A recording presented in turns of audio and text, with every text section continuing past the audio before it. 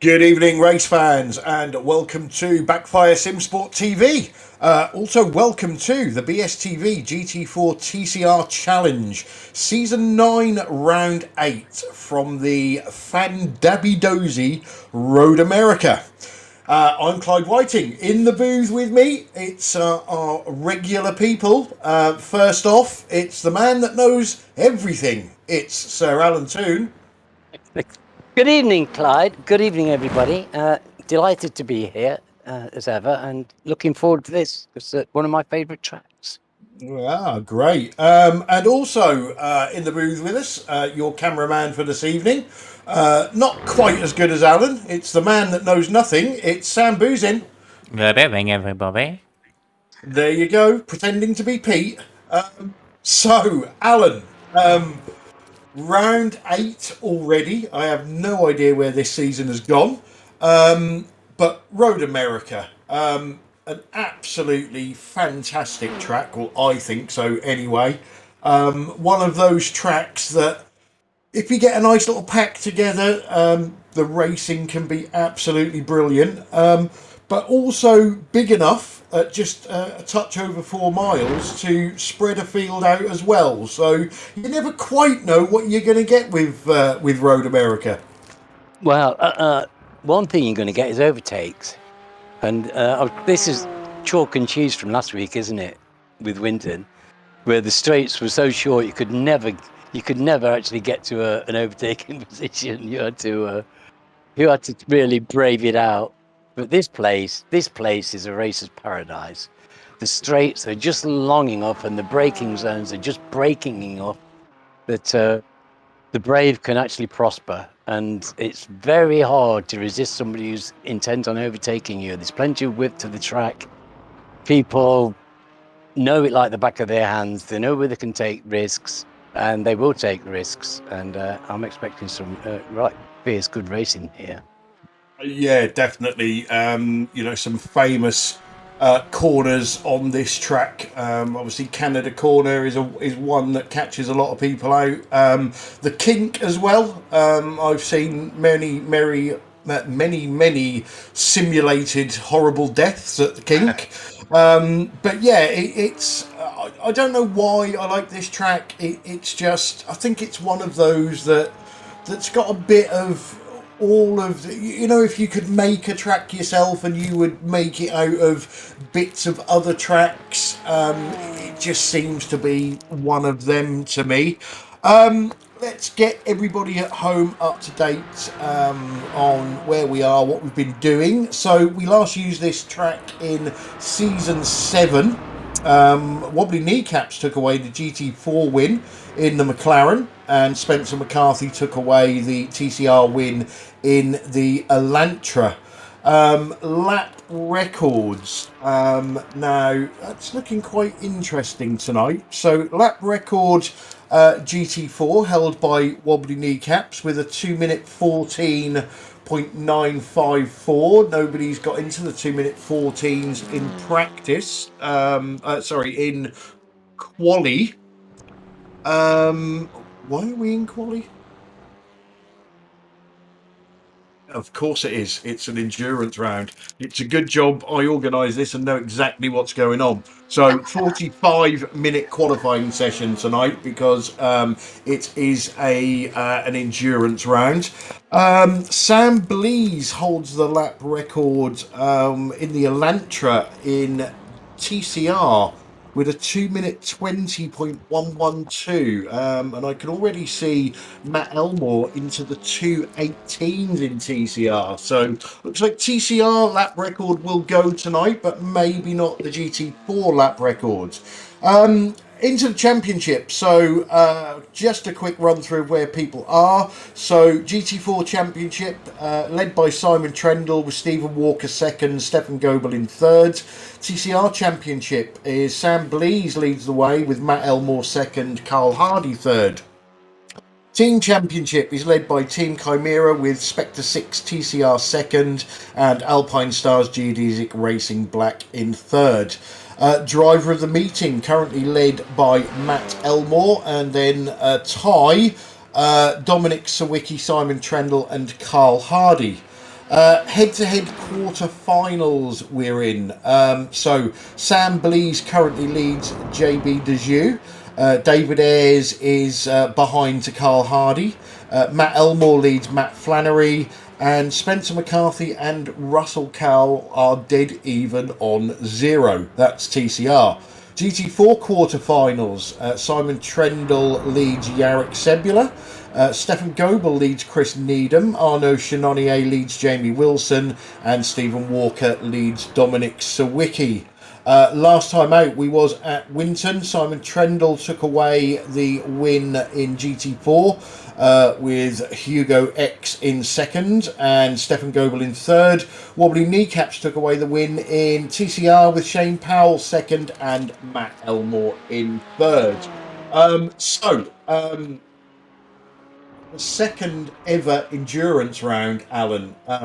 A 90-minute race. Now, the last one we had was way back at round 4, and these guys kept us guessing, didn't they, for the whole race as to what was going on with pit strategies.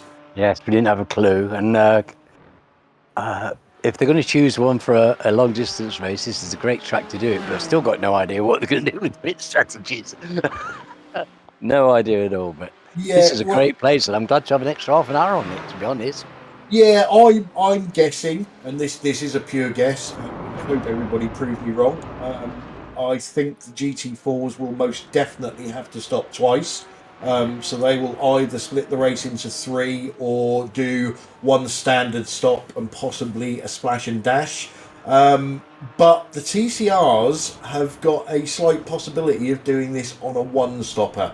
But I do think it is a slight possibility. The other interesting thing, Alan, as we was talking about before we came on air, there's some big guns missing tonight. Simon Trendle and Wobbly Knee... Simon Trendle in GT4, not here. Nor is Yarrick Sebula, nor is Dominic Sawicki. So good chance for a different winner in GT4.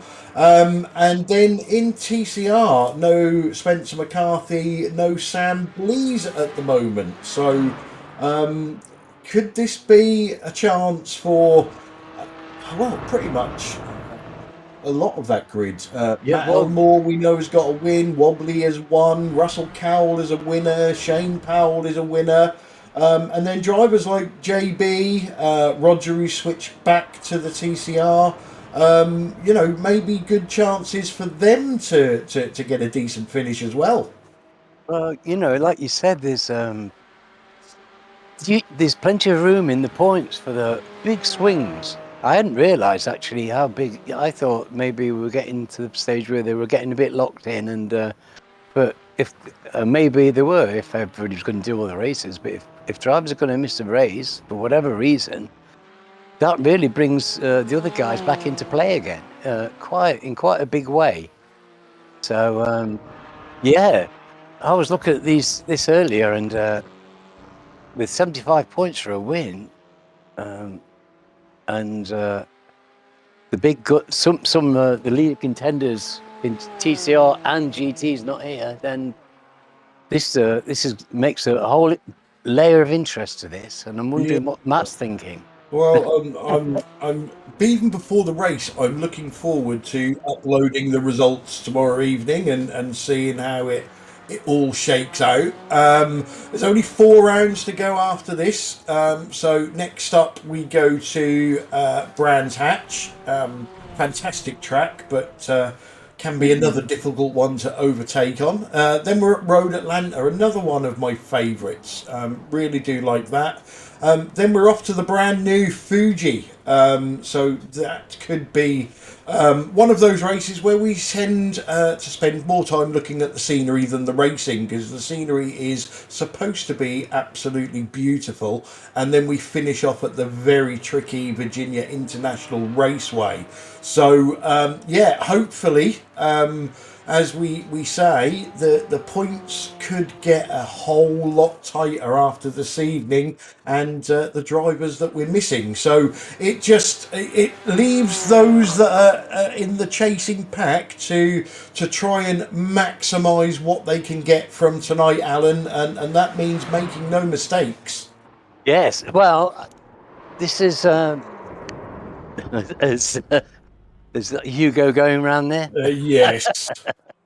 It's not a track where I expect people to be falling foul of the circuit, to be honest. Every one of these drivers will know this place absolutely like the back of their hands. And they're all good drivers. They know really when they can push it. Anybody can make a mistake, but I wouldn't expect too much track attrition, really. No, like I say, there's a couple of places that you normally, if people are going to have trouble, you see them have trouble in the same place. But like you said, it's a track that most people have raced on many times. I also, not that I was ever quick round here, I found it a rhythm track. It's got a nice flow to it, and once you're in the rhythm, you can, the laps, you just tick them off. And before you know it, you're at the end of the race. It always seems to be one of those tracks for me. Yes, yeah, it's very comfortable drive, isn't it? It's a really nice track to drive. It flows like nobody's business. The corners are a challenge, but in a very nice way. They're not horrible choking corners. They're corners that just let you do your best around them, and you really can push the limits around here. And as long as you're confident, you can push the limits a bit, and I suspect we'll be seeing plenty of pushing limits. Yeah, So we're going here, nobody's going to lift. Yeah, I agree with you on the corners. They don't tend to be corners that are going to ruin your day terminally. But there are a lot of corners where you get out on the grass and it can take you a long time to get back on. So I think the drivers are going to, like you say, especially the ones that are going to push. And we wait and see what the tactics are. Is it push, or is it save?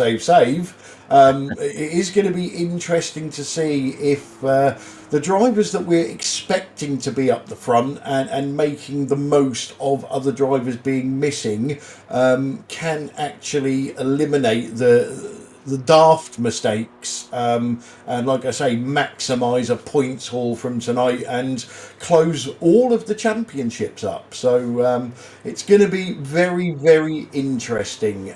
Checkered flag is out for the qualifying session. We just wait for the session to click over and we will bring you your official starting grid. There are cars still out on the track, so nothing is dead certain yet. We do currently have Stephen Walker on provisional pole for GT4, Matt Elmore provisional pole TCR, and I think that's how we're going to start the race. Well, it looks like Matt's edged Wobbly, and Yeah, that's surprising me a little bit.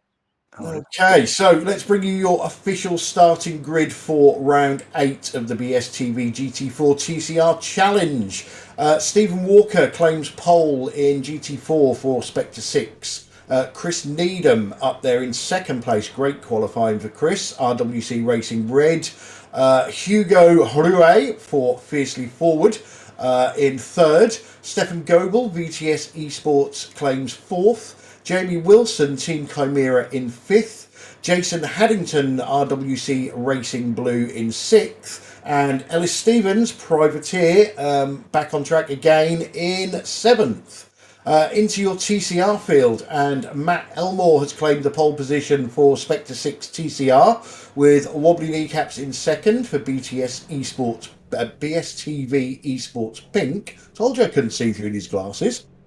Russell Cowell takes third for Spectre 6 TCR, and Shane Powell is fourth for Spectre 6 Solo. In 5th place, we have JB Dejoux for LMT Racing. David Ayres in 6th for Result Clothing iRacing Team. Brian Holmes in 7th for Orion Race Team. And Roger Morton bringing up the rear for Workguard by Result. So we've got a full pace lap, Alan. Oh, okay. Well, yes, it's missing my call. This is that the captain's not here, and Yeah, any vital idea where he is points. tonight? No, I haven't heard anything. So Okay, we'll have to send a search party and find out what he's up to. Dirty little stop out. it's a shame because the points are so close with him and Matt.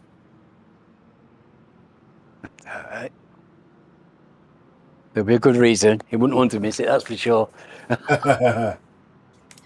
Yes, I wonder if it's something to do with a certain lady. We never know. If he's ditched us for a female, has he never heard of mates before dates? He could be pushing his car, you know. He could, yeah, that's a point. Yeah, he has got that little go-kart thing now, hasn't he?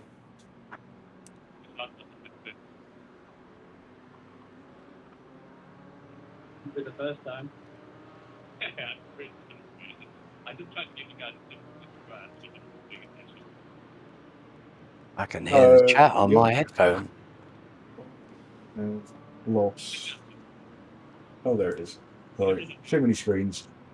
So Shane Powell telling us that Matt Elmore hasn't had a win in the series yet, so that would be good. A first-time winner in the series. Yes, and Matt's been driving really well, hasn't he? You know, and This outstanding, season, really. yeah. Outstanding.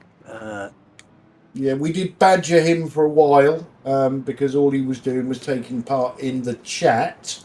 But he's come back and he's putting the time in, the seat time, and the results are coming for him. So just proof of pudding for everybody. Little bit of practice and you'll be winning races. Never worked for me. Neither me, but it's working for Matt, hopefully. Because you're right, they put in a lot of practice to maintain this kind of standard of driving.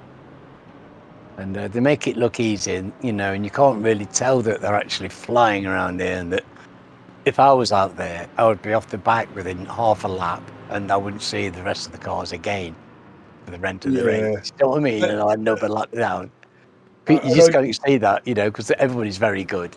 Yeah, I do think the win in TCR can come from any of those top four, or any of the bottom four with a calamity for the top four. Yes, well, if there's going to be a calamity, it's likely to be TCRs, isn't it? You know, the way they drive around there, they do like to lunge into these corners. It is fantastic driving the car, though, I've got to say. Hello. So we know Stephen Walker in GT4 is getting to grips with this car. Chris Needham, it's fantastic qualifying for Chris. Great by Chris. We know Hugo's quick, but I've also seen him make a lot of mistakes in practice. Stefan Goebel has definitely got a win in him. Jamie Wilson has got a win in him. And then there's Kylie and Ellis. Wow. If Jason can get a good result, it's an hour and a half long race. It's a long race. And his pace was great, wasn't it, in the V8? So I'm just hoping this goes on and he carries on with this really good bit of form he's having. Not make the spin out of the way early. Yeah, not sabotaging his own race. Because I want to see him do well. He tries so hard, you know. He's committed and he's trying hard. And he certainly is. And it is great to see him in V8s. And Stephen Walker is gone. Went very early. He won't hang around. He's a great front runner. Yeah, and he's got a great jump. Hugo's squeezing Chris a bit there. Like a bit out of control rather than squeezing. Yeah, don't know. He did come across the track, but no harm, no foul there. He made the move still. Whoa! Oh, cold tyres. That was They need to be JB. careful.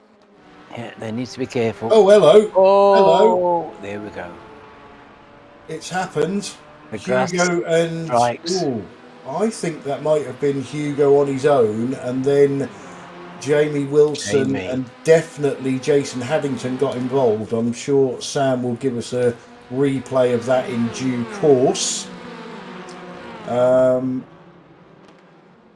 Wobbly Kneecaps was second, is now fourth, but he is in the Honda, and we know the Honda is slower. I think Wobbly was saying on the chat he was just hoping to keep up in the draft. Right, let's see what happened to Hugo. So there's Jason. Yeah, I thought Jason got caught up in... So Hugo has basically lost it, hasn't he? Yeah.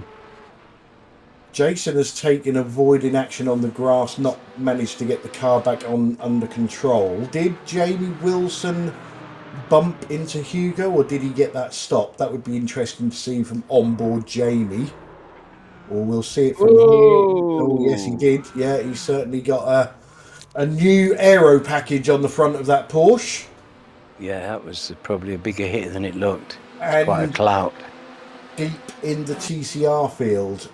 However, he should be able to get past them with the long straight at Road America. Maybe this is his. Maybe he's the driver with the least familiarity with this circuit. And yeah, like I said, I did see him lose the car a number of times in practice. So whether that was a sign of things to come, I don't know. But as long as his car's okay, he's got really excellent pace. So he'll be fighting to get back. Yeah, we just see Stefan make a move on Chris Needham into second.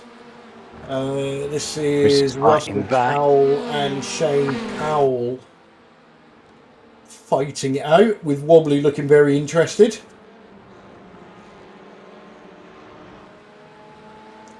Jamie Wilson cutting his way back through the TCRs, just 3 in front of him now. Hello. Yeah, well, this is the pace for side by side. Well, that is the only way that Honda is going to keep up down the straights. I very much doubt you're going to see Wobbly pull out into clean air from behind somebody, because he will just lose that toe that he's got. Yes. He'll be hoping to make it up on the corners, but of course the corners here are rather quick, and I don't think he'll get the advantage that he would on a different circuit. He now needs that toe off of Jamie Wilson to get back up to the toe of Shane Powell. He's really got his work cut out, I think, Wobbly, on this circuit. It's such a high-speed circuit that he's going to have his work cut out to keep up. Yeah, he may have to do something different tactically. I've got a feeling that they're going to get spread out over the course of an hour and a half.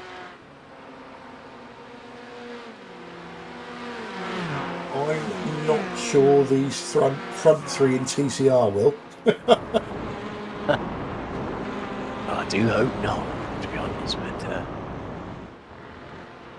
if they all keep lapping with those few tenths difference between them, and they're consistent, and they're really very consistent drivers, those gaps will grow. So come on, guys.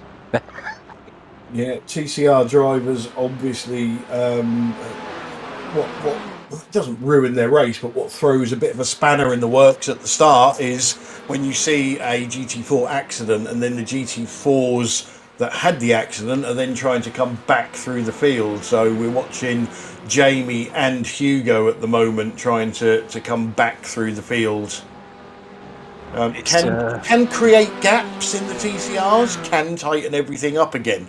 Yes. And it should be a bit easier for them than Winton was last week trying to get through, because I think that was a bit Yes. of a nightmare. Yeah, at least there are some places where it can be done without risk. Yes. The guys will be enjoying this, because this is a real driver's circuit. It's just a pleasure to drive. It is. And you've got plenty of close company still at the moment, which is good to see.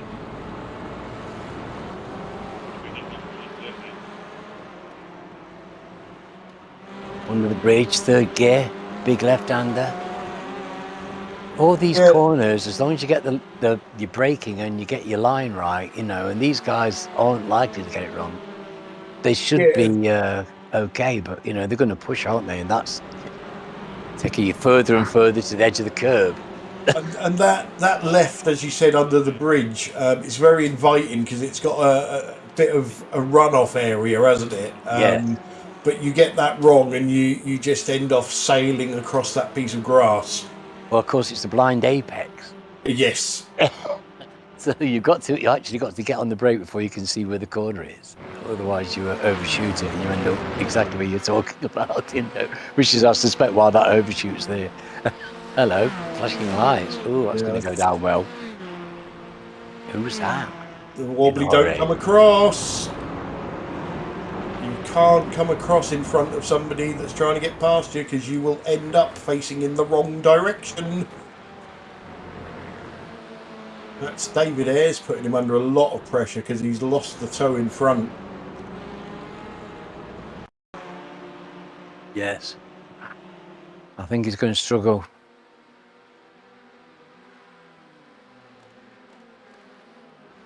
Where he could make up the difference last week at Winton with his great cornering skill, he's just not going to be able to do it here with this. And we know that they're down on top speed. And there's so much of this circuit where it's pedal to the metal. Yeah, it may fare a little bit better at Alton Park, at Brands Hatch. This is a great battle. It's good to see David Ayres getting stuck in. So he's a fighter, is David, and saying nothing. Don't you wouldn't say nothing. Yeah. He's dragging Brian with him, and JB's not really losing touch, is he? So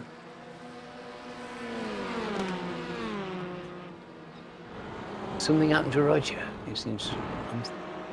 What was it? 9 seconds. That's not bad, actually.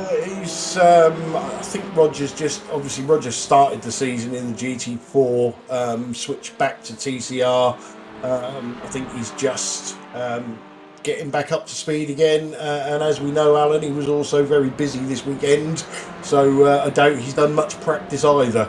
No, and he got an 11th position in the national autographs. We're thrilled for him. Yeah, very well done to Roger. So a bit of rust, I suspect, but he's determined and he's keen. Yes.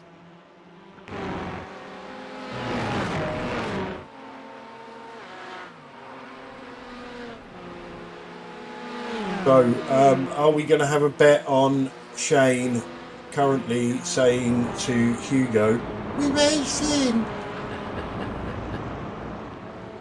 Well.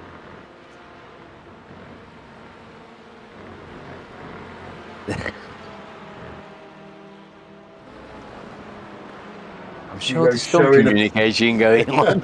Hugo's showing a bit more patience than he did with Wobbly. And we'll get it done now. There's no reason to take any unnecessary risks, because it's a long race. It is a long race. It is. We all know it's frustrating being in a faster car stuck behind a slower car, but you put your nose somewhere where it's not wanted, and it could be an even more frustrating race if you spend most of it in the pits. And as Alan quite rightly said at the start of the broadcast, there are many overtaking opportunities on this track, so good to see a bit of patience being had. T3, ooh, what a wicked corner that is. There's such a selection of beautiful bends and corners on this circuit. Yeah, it's got. I say it's got a bit of everything, hasn't it? It's there's some very, very Brian Holmes, very, very late and squirrely on the brakes there. Well That done, was a little Brian. bit of runoff I was talking about. That's very inviting. But yeah, it's this looks like wobbly, and I say unless he does something different tactically, he's not. The car has just not got the pace on those Elantras. But interestingly, that's given us this battle with David Ayres, Brian Holmes, and hopefully JB Dejoux will get right onto the back of this once two of these get side by side. It's great to see David involved in the race, and this is what he loves. He loves a bit of close battling. Oh, Wobbly was a bit wild there through the kink. Nobody will be lifting going through there, of course. And it can be a bit hairy on the exit from that. David Ayres just had a bit of a tank slapper. Well, experienced motorcyclist, David, so what a beautiful bike. He's pushing very hard trying to get past Wobbly, and I don't know whether it looked like maybe a rear wheel touch on the grass. Brian Holmes is having a look now down the front straight, and he should get this done. He's got the toe from Wobbly, although Wobbly will be a bit like a breeze block on wheels. So Brian had to tuck back in because I'm sure Wobbly was on the limiter then and couldn't get any more speed out of that Honda Civic. But Brian's showing his intentions. Yes. He's not here to follow David around. No. Fine driver is Brian, and he's got plenty of skill, and he'll read the race just like any other experienced driver. He won't do anything silly. Yeah, Wobbly's got his hands full trying to keep these two behind him, most definitely.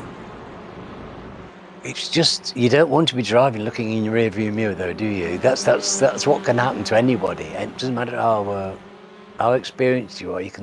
When you've got a lot of people breathing down your neck, it really can start to affect your concentration. You're just seeing, are they taking it?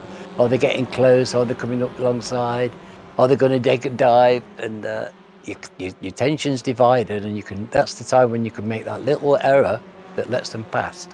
Yeah, I'm not convinced that Wobbly uses mirrors. I'm not even convinced he uses his eyes sometimes. He does seem to be a bit quicker through that infield section. But then David and Brian will claw him back in down the straight. Certainly keeping Wobbly honest though, isn't it? Oh, yeah. He's really having to try his best. We're used to seeing Wobbly in battles up the front, but this battle is for fourth place, and I would hazard a guess that it's probably a lot harder than the battles he's usually in, because he's in an underpowered car and he's got some very hungry drivers wanting past him.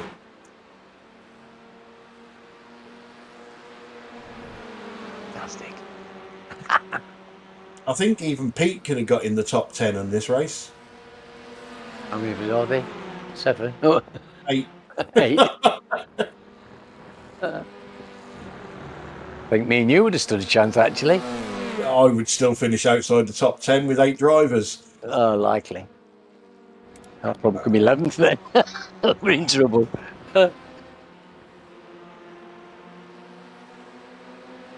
So, is Mr. Walker getting away from Mr. Goebel? That's the question. Doesn't look like it, does it? Well, but Chris there's a gap to Chris now. We know how good Stefan can be when he puts his mind to it and when he gets a bit of luck. He's actually brought that gap in David Ayres, I don't know whether you was showing it on the screen because I was looking at something else, but David Ayres has got past wobbly kneecaps. But Stefan has got that gap back down. It did go up to 2.7 seconds, so back to 1.4. Didn't actually see how David got past wobbly, but No, I haven't seen him get past. But is Wobbly hanging on? Wobbly's Interested to sort see of if he hanging gets on capped. and doing lots of light flashing. So here we go under what I call the cheese bridge. It's going to be into this hard braking zone. Oh, yeah. Seen him on the inside. That was sweet. Well done, David. Sweet move. So up next is Brian Holmes in the Velociraptor.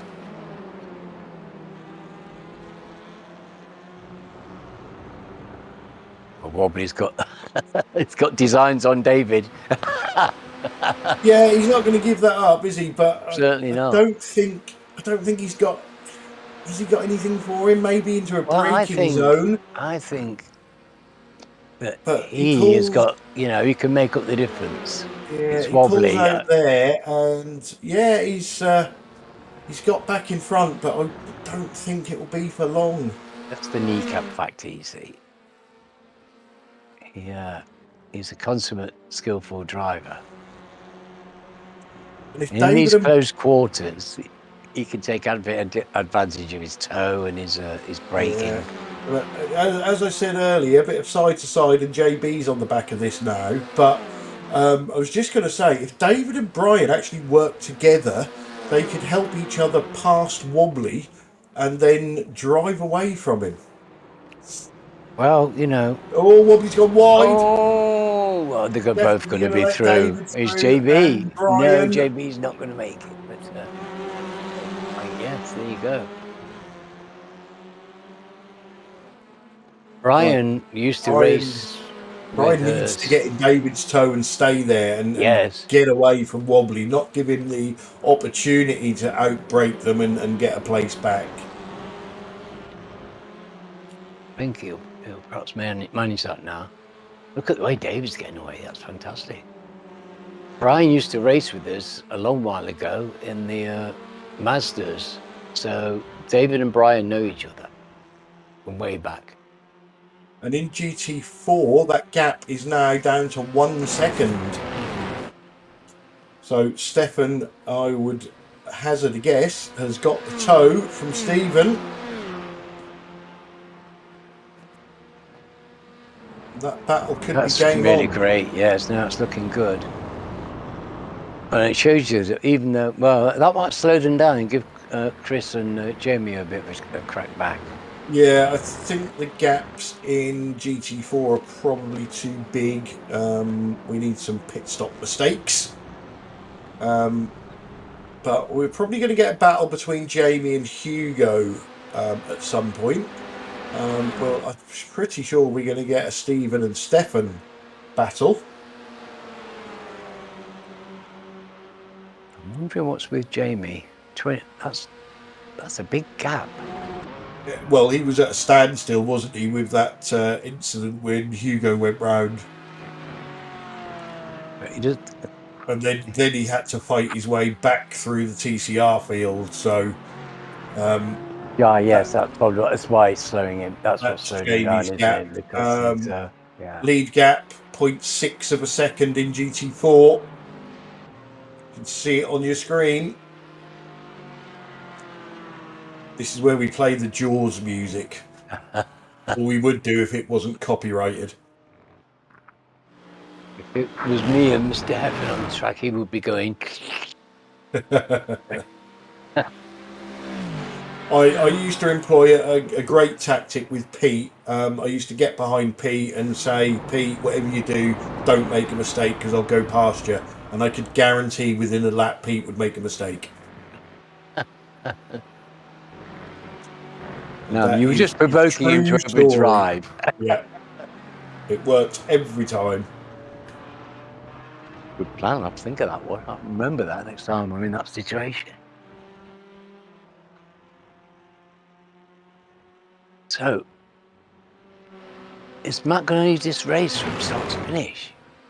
Well, he's got nearly a 3-second gap, but the two behind are stablemates and can work together to get that gap back.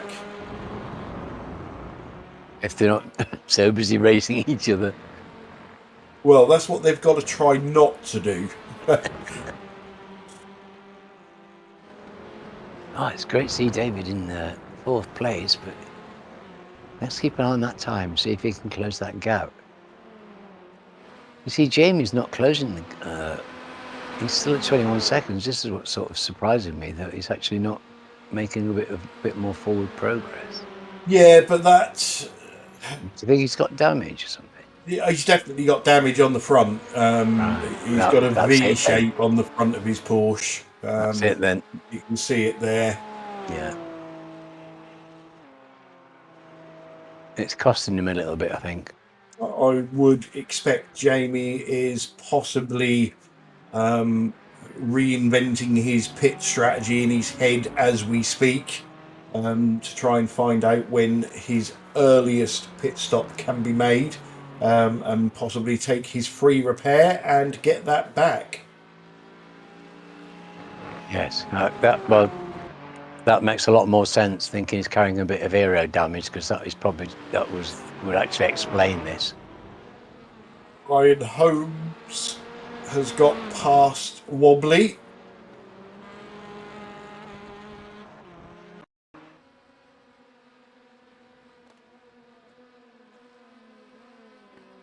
Okay, so What are we doing here?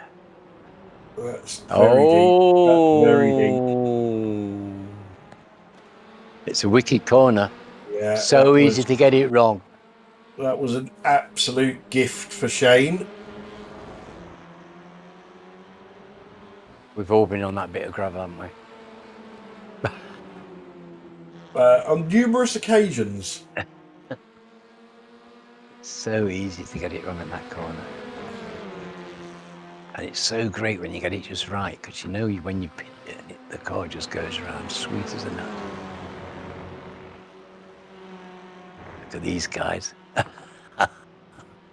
They're going to be braking hard in a minute, down to third, and let's hope they all get round there okay. Wicked little corner. It's fantastic to bring the car around there. Keep it as much pace on as you can. Wobbly's got to try and hang on, maybe outbrake Brian somewhere before Brian gets too far up the road. It's not going to get an opportunity at the moment. We're straight onto the straight, then there's a fast section, then another straight. He's going to have his work cut out. I think Brian can be breaking the toe here.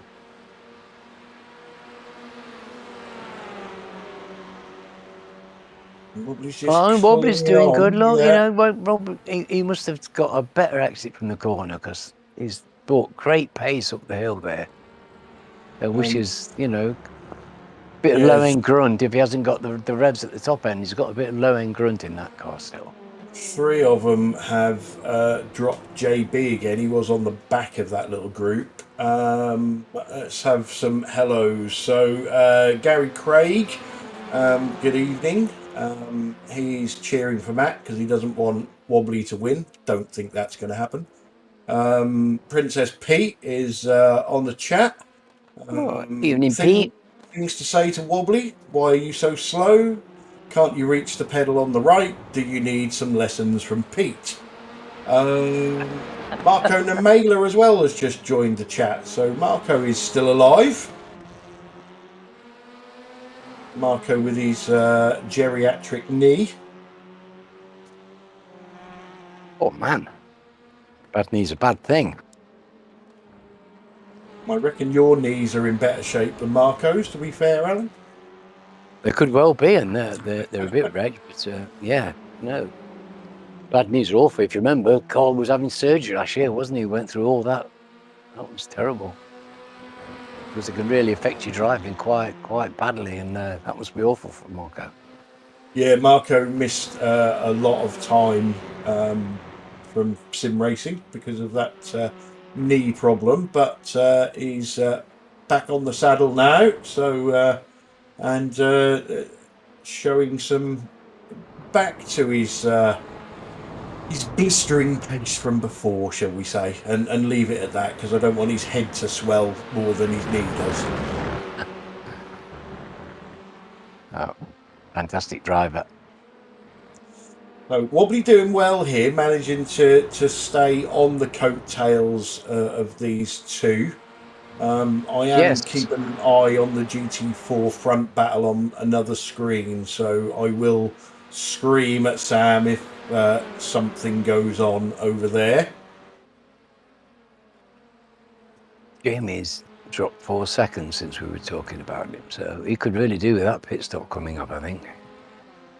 Yeah, and these two carry on battling, letting Matt Elmore get further and further away. It's now over 5.5 seconds.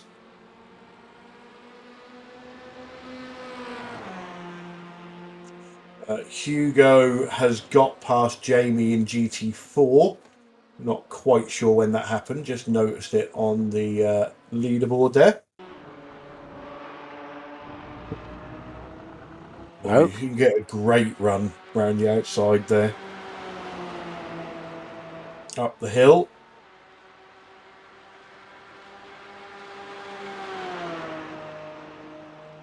It's going to get that done into turn 1.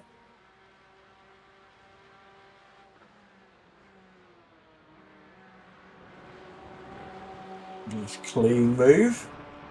Yes, the pace there. Jamie can stay on the back now, and the pair of them can.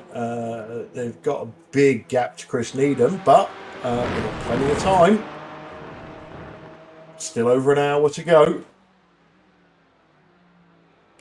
Yeah, so if they work together, well, really, Jamie needs to get that car fixed.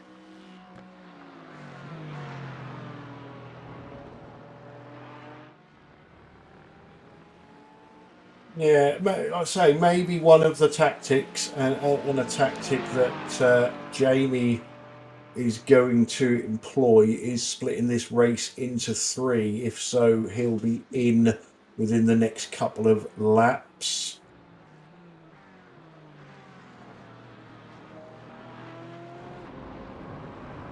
Bite of curb by Stefan.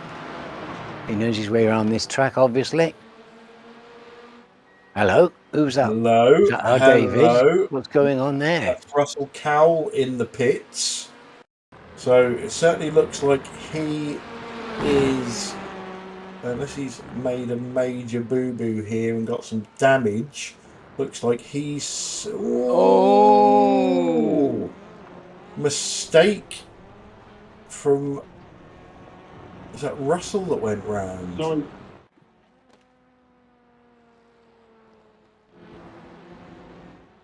No, it's Shane, isn't it, in the Velociraptor?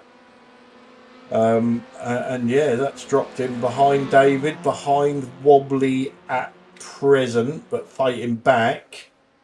So Russell in the pits, Brian in the pits.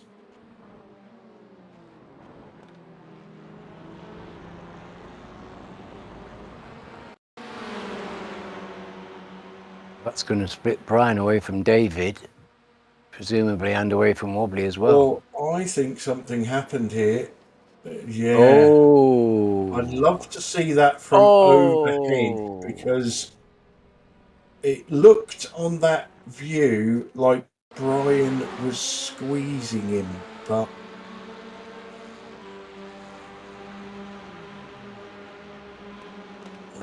well, no, I think, yeah, I think Brian was clear. I think that's gonna have to go on Shane, that one.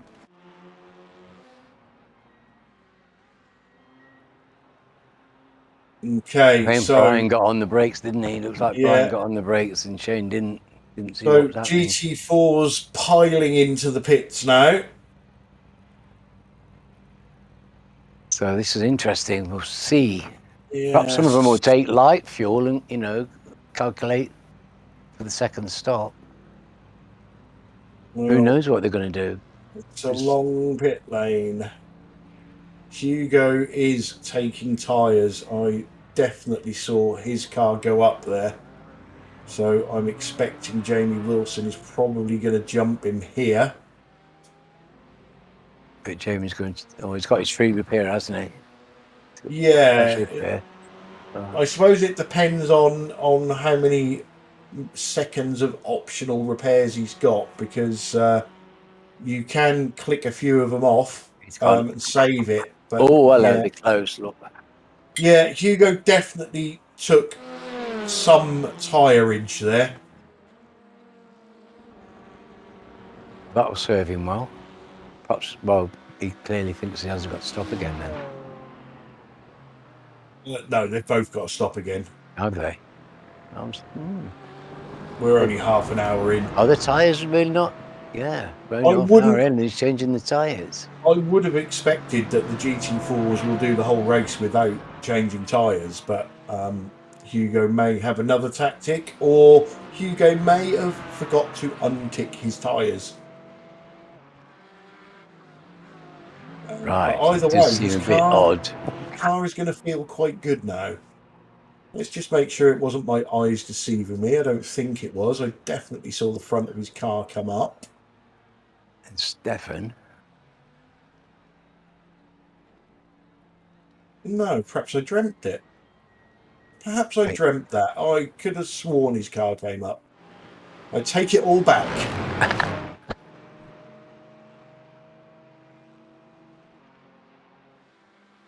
So Hugo looks like he just took more fuel than Jamie. Although that has been Hugo's issue so far in the couple of races he's done with this, is learning the various fuel strategies. Yes, and of course, does tend to take a bit extra. Well, with the longer race, if he's inclined that way, he's likely to do that. I don't blame him. You don't want to run out on the last lap. No, exactly. Always better to be safe than sorry. But we've seen him get past Jamie once. I'm hoping right on Stephen Walker now. Jamie might have a few tenths faster if he's had his repairs done. He might just gain a few tenths and do a good job of staving off. Yeah, rest of the TCRs have pitted, or in the pit lane now. David Ayres, Shane Powell, wobbly kneecaps, and JB Dejew. We've lost Brian Holmes after that accident. Oh, that was a lovely 3 seconds with David Ayres' name at the top of the pile in the first position. I enjoyed that, David.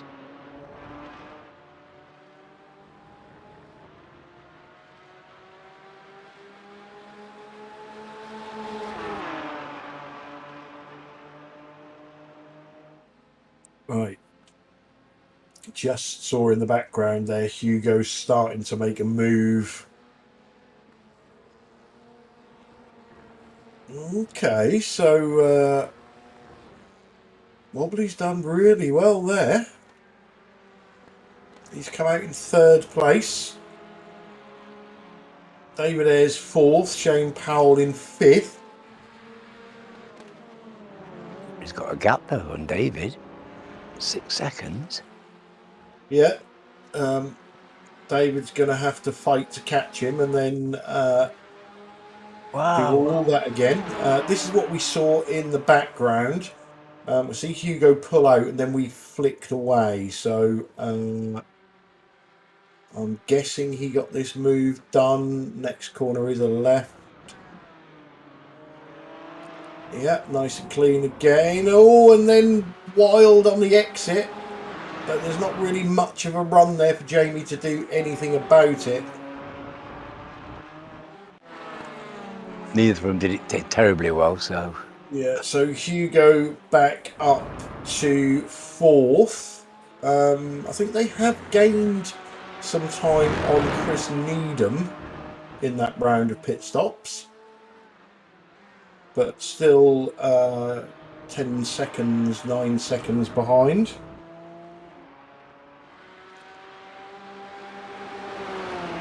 Well, they were at 25 seconds, weren't they? Oh, Jamie. Oh, James got hello. past. Hello. Why is Hugo in again? Let me just have a look. I can... Oh, I don't know. Oh, It could be a drive of shame. I don't think so.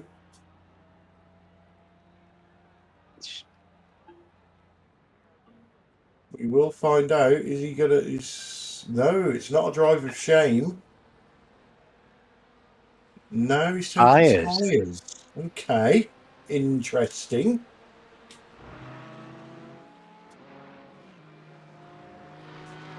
Well, What could have happened there?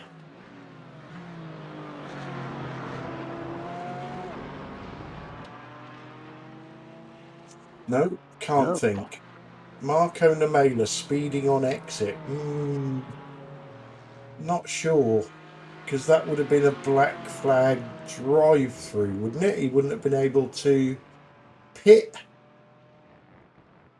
And the fact that he has pitted, does that mean he's going to have to do a drive-through again? Well, I don't know. That's confused me, that one. She had to stop and go. If you had to stop and go, and he's forgot to turn his tyres off. I tried to see if he had a black flag on the entry list, but I couldn't see. And there were nothing, but I suspect he had like 40 seconds or something penalty. And he forgot to untick the tires, so he get more added to the penalty time, and he has to change tires. Yeah, that's a possibility, yeah. I forgot that was a stop and go. I thought that was just a drive-through. No, I think speeding is actually a stop and hold. Yeah, and he's disconnected as well. So looks like a rage quit.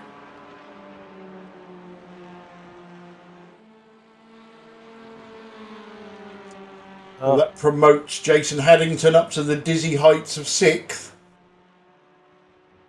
That's nosebleed territory. Come on, Jason. He's keeping up with Mr. Stevens there. They're still racing, aren't they? They're still racing. They're still on the same lap and everything, so... Yeah, Shane Powell just making the move on David Ayres, taking back 4th. They've got 6.5 seconds to wobbly, so they're going to have to get the hammer down. Yes, that was some move by Wobbly to get that time, because they were absolutely all together, weren't they? Yeah, I'm suspecting maybe Wobbly short fueled. I don't know, because there was also that kerfuffle, wasn't there, with Shane? So obviously maybe that affected them more. I'm not really sure, but we'll find out at the end. Yes. Like we normally do. Let's wait till the end. He might be planning a splash and dash or something. Yeah. Maybe he's light fueled and, thinks he can actually, with the light fuel load, actually make a gap. And in the meantime, we can accuse him of doing every single tactic we can think of, and then at the end of the race, we can say, "See, I told you." Yeah, we're bound to be right. That looked very close.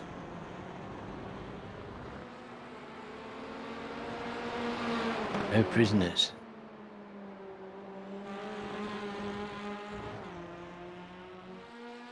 David's got his blood up. He's chasing hard. Well, he's certainly in the groove tonight. Trying to work out what Stefan is doing with Stephen Walker. He just seems to be shadowing him at about half a second, not making any moves. We know Stefan's not a fuel saver. He has admitted that on many occasions in the past. It has also cost him at least one win that I can remember. So maybe he's giving it another go. Maybe he's trying to try and outfox Stephen in the second pit stops for GT4. Maybe. We'll find out probably in about 20 minutes' time. We know that Stephen definitely is a fuel saver. And could probably save fuel even while he's in front. And maybe they're both holding this gap and they're both comfortable with it because it suits them both at the moment. And Chris isn't managing to put a threat on them. Well, I expected Stephen, if I'm honest, to drive away. I thought the Yes. Merc would be too much for the Porsche around Yes. this track. But Me too. Stephanie is pedalling well. Well, that makes me a bit suspicious about Stephen's tactics. If Stephen's saving a bit of fuel and Stephen's not managing to put enough pressure on him, Stephen's a clever enough driver to actually just sit there and manage to balance that, you know. The way Stephen closed Stephen down, either to me means that Stephen's got a lot more pace, or Stephen was saving like hell in that first stint. I don't know. 40, well, we're coming up on 42 minutes, so I expect these to pit around the hour mark, and it will all become as clear as mud by then. I mean, there's no percentage for Stefan to going in the front at the moment. Still a very long way to go. We know Stephen's a fantastic front runner. He's not prone to making mistakes in these situations. He likes being in the front and he can hold his concentration. So he won't be concerned about being in front. And I don't see Steph really doing very much to actually threaten him and put pressure on him. I think he's quite happy to sit there in the tow, saving a bit of fuel. As you say, he's not a natural fuel saver. Oh, now he's going for it. Now he's going for it. That's interesting. Now, this is where I expect Stephen he's not going to want that place back. He's just going to save some fuel. But in the meantime, let's confuse anybody that's joining late. So these two now are chasing down GT4 leader, Jason Haddington, who you will be able to see just in the distance very shortly. There he is. Go on, Jason. Wow. That looked like a very easy pass to me, if you don't mind me saying so. It really looked to me like Stephen is fuel saving, and there was absolutely no way he was going to fight that, because it is far easier to save fuel when you are behind another car. But that was almost halfway through what I believe this run length is going to be. So has Stefan already saved enough to make the pit stop even? Again, we will find out.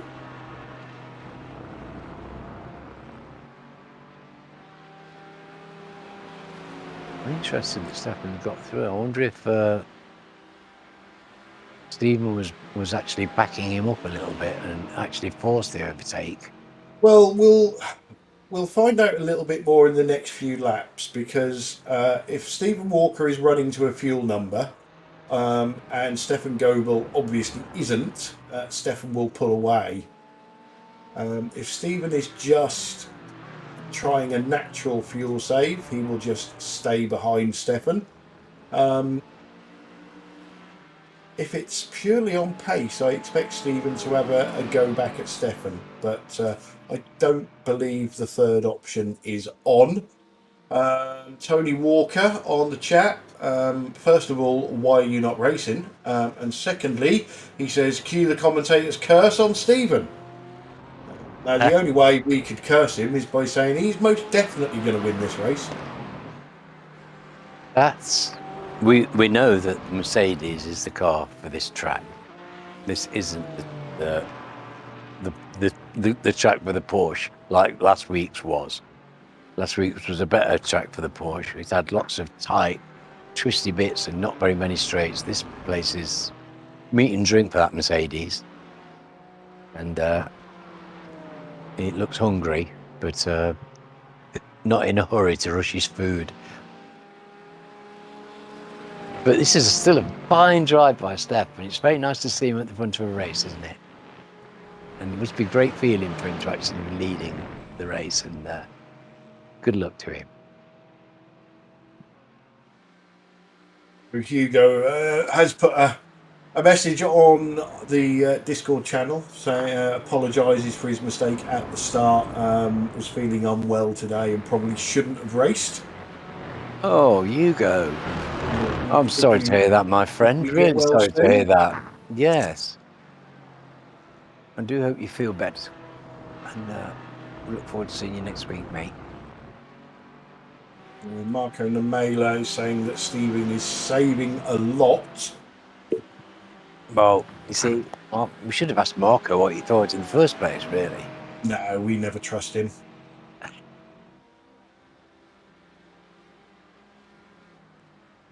I can pretty much guarantee that Stefan isn't.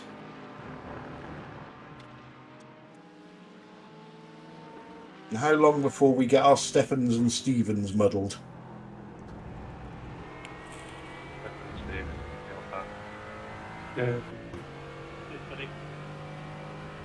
Or they both make a move on GT4 leader Jason Haddington.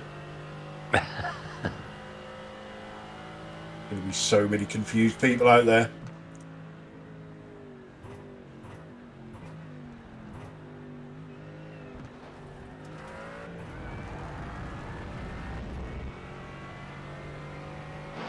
So, where else have we got battles? Russell Cowell has taken a second off of Matt Elmore. And he's not really dumping wobbly kneecaps, which is interesting. Shane Powell is not really making much of an inroad into Wobbly's gap. Oh, hello. Hello. That is Ellis Stevens in the pit. So, second stop. Well, yeah, I'm just wondering. Is that a tad early? I am going to have a look at the incident points, and it's absolutely nothing to do with that.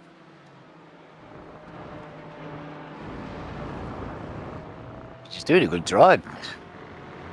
He is. Yeah, I've said this before. I know Ellis. I've known him for a long, long time, and he is a far better driver than some of his showings. When he takes it seriously and he puts some practice in, he is a very, very quick driver. Unfortunately, when we see him, it tends to be infrequently and probably, I'm guessing, arrive and drive. I would love to see him do a full season and take it seriously. Yes, well, he's a fine driver, so. But I think he finds it hard to take it too seriously. He finds it hard to take life seriously sometimes. Now, is that Mercedes looking any hungrier, do you think? I don't think so at all. Marco is saying that he's lifting on the straight and lifting really early before the braking zone. I honestly think Stefan going past Stephen was a dream come true for Stephen.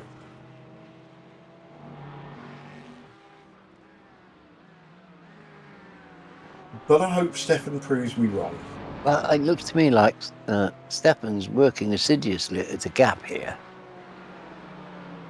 Yeah, but he's not. He's just not quite pulling it out, is he? I think Stephen's got a little bit of pace in hand.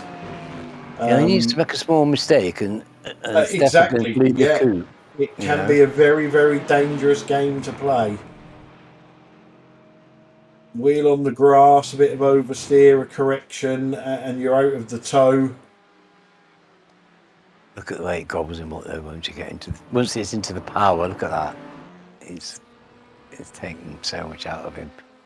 As soon as he puts his foot down.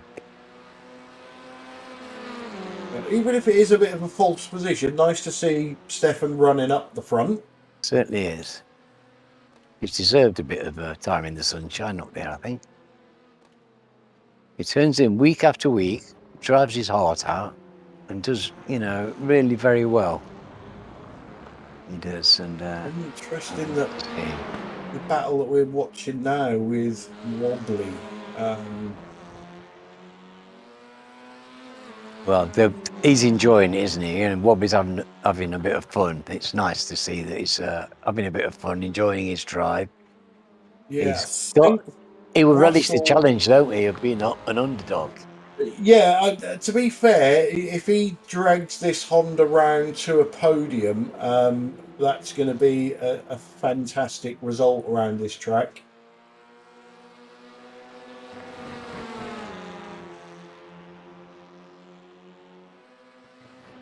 Jamie Wilson is now making some headway into Chris Needham's lead over him. That's down to 7 seconds. Well, I don't know what to say about that. I like both of those young men. They're both really nice chaps, and they both drive really well. So go at it, guys, and good luck to Jamie and good luck to Chris. Yeah, I wouldn't count Jamie out of a podium finish yet, to be honest. But Chris Needham driving well. Obviously likes this track. We see that with his fantastic qualifying. Yeah, don't remember seeing Chris in third place for a while. It's nice to see him up there. I got quite used to seeing him battling away for top 3 positions. So I think in about 7 minutes' time, pit lane's going to get busy. Roger Morton and JB Dejoux having a battle.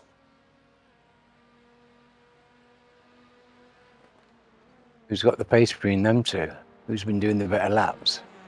Not quite sure, if I'm honest.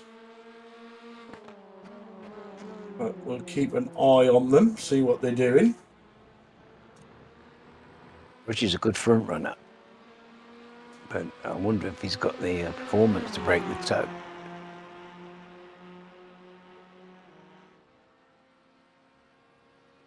JB Dejoux has this week joined the BSTV esports team. Congratulations! He will be running in the BSTV esports colours from next season. Oh, congratulations, Mr.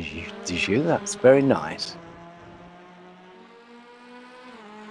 It's always nice to be wanted, isn't it?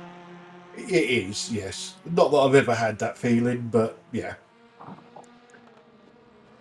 But only by Interpol. Well, there is that, yeah.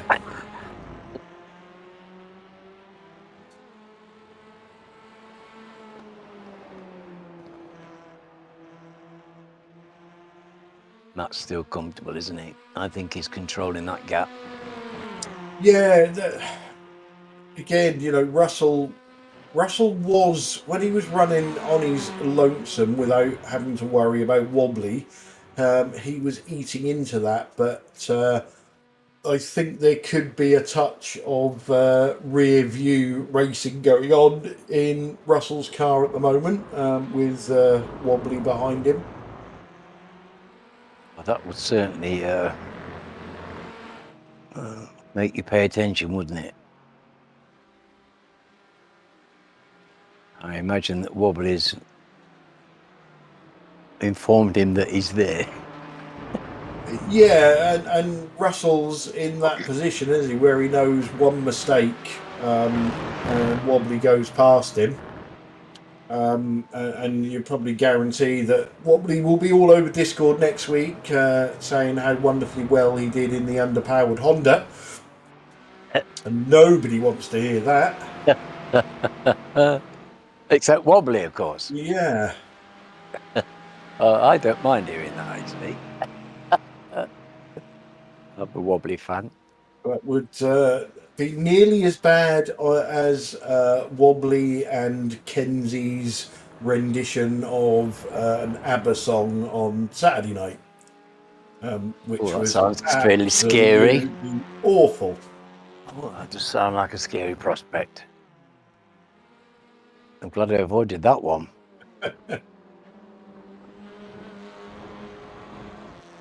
After 50 years as a musician, Clyde, my ears are trained to a pitch of perfection and no differentiation. Bleeding.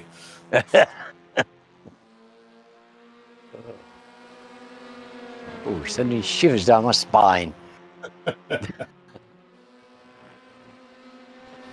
Well, this must be Stefan's longest time in the lead of a race ever, surely.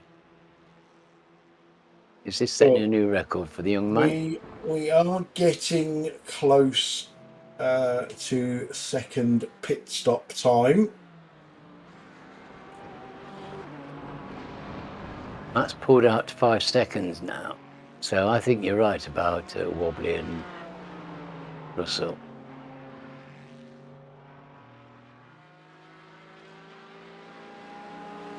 Yeah, I'm not sure Russell can quite drop Wobbly. He's at 0.8 of a second at the moment, which is the biggest that gap's been for a little while. Not much to write home about, though, is it? No. But a gap is a gap. It is. It is.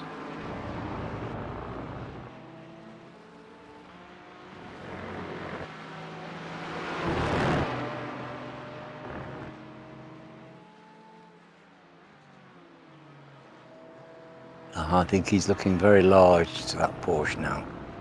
Yeah, I fully expect... Hello, in is in. There we go. No, that's not a bad call. No, I think that's a good call, isn't it? From Steph's point of view, now we need a good pit stop here. Oh, Stephen's clogging this. Yeah, he's got to go foot down now, hasn't he? Oh, that car was going put on 10% of speed in about a quarter of a second. Boom! Yes, well, this is interesting now. Crikey, long pit lane. Oh, no. This is tight. Oh. Stefan taking tyres. Well. That's interesting. Although, to be honest, again, I don't think that's a bad call. If he thinks Stephen is going to have a shorter pit stop because he doesn't need as much fuel, then, like I always say, do something different. Take some new tyres. See if you can take pace and time out of Stephen that way. So I think that was a great call by Stefan. We'll find out in half an hour's time whether it was the right call, but at least he's trying something. Yeah, he's trying something. I'm not certain whether it was the right one, because it seems to me that this is unleashed Stephen. Yes, I agree with that, but if Stephen has got some pace in hand, Stefan has got no chance of catching him unless he does something different, like put some new tyres on, and that might just be the difference as we see Russell and Wobbly pitting together. Now, I think Wobbly's previous stop was, I think, a tad short. Yes. So is he going to have to take more fuel on this stop? Certainly managed to pull a gap Hello, tyres. Oh, he Oh, went too both of far them. in his stall as well. Both of them. Yeah, I would guess that they are, as a bare minimum, taking front tyres. Yes. For sure, fronts, maybe even rears, but I wouldn't have thought so. Now, there's an interesting sight. So, Stephen Walker, previous lap behind Stefan Goebel, was a 2:16. Stephen Walker released into free air, and his lap time was a 2:16. There you go. Now, I expected him to go at least a second quicker, but he didn't. Jamie Wilson in the pits. Keep an eye on what his pit time is. His lap time is this one, just to see if that's consistent and how consistent he's been.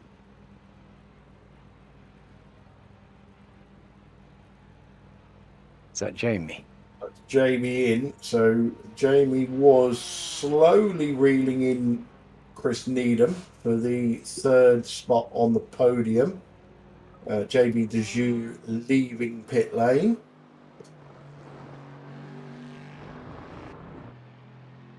Yeah, and Auberly's come out nearly 2 seconds behind Russell.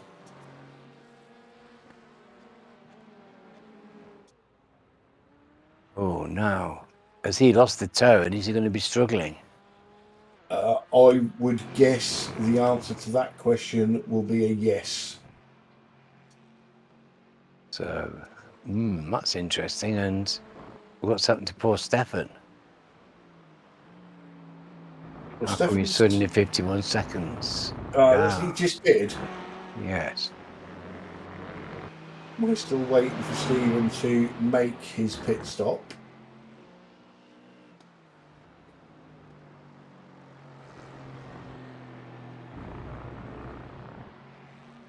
And he's coming in this time. So here we go. So this will sort the men from the boys in GT4. Stefan got more. I think Stefan's still will on know. cold tyres, isn't he? He won't have had time to warm his tyres up. So And we'll be Stefan's in the pushing. kink. We'll be pushing, but he won't be in the terribly fast car until the next lap. He's still being able to be careful. Yeah, but at that point, Stephen Walker is not taking tyres. So I didn't think Stephen is would. He gonna didn't be- last time, did he? this is going to be interesting. But Stephen did run out of rubber at the end of the last race when he did this. Yeah. It got difficult for him. So we know Stephen was doing 2:16s. He's still in the pits. Stefan is on the start-finish straight. Why is he still in the pits if he's not taking tyres? You can't take this long fuel, surely. How much fuel was he putting in there? Stefan's done it. Goodness me. He was in this pits a very long time for just fuel. Wow. Well, there you go. Well, great. Game Great on. by Stefan. And yeah. And I imagine that Stephen will be racing the challenge in his great big, fast, incredibly powerful Mercedes. Probably, he's licking his lips. This is going to be exciting. How long have we got to go? We've still got about 26 minutes to run. Oh. Well, he's got the time to get there. It's exciting. Because once he catches up, you know, Stefan's no mug. He won't get past easily if he can avoid it. So, is that Chris? No, that's our TCR leader, Matt Elmore, in the pits. Oh, his tyres. Yeah, I don't think the TCRs cannot take tyres, to be honest. I think they just muller the fronts at every racetrack. It seems that way, doesn't it? When you're driving one in the SIP, you can tell that it's mullering tyres. You know, it doesn't matter what the setup is. They've got such power going through those front wheels, all the braking, all the power of the engine is going through those front wheels, and you can feel it. The feedback through the wheel, the force feedback is so powerful on the car. You can feel the stress the whole system's under, and it's no wonder they go through tyres, because that's a whole heap of responsibility for those bits of rubber. The gap you can see is gap for the effective lead of GT4 is about 3 seconds, 2.5 seconds. You can actually see it on your screen visually now. Oh, this is exciting. Goodness me. Well, I was worried they're going to get spread out and it would just, we wouldn't see much. It's been non-stop. It's been so interesting. You just never know what's going to happen. People have been doing surprising things. It's wow.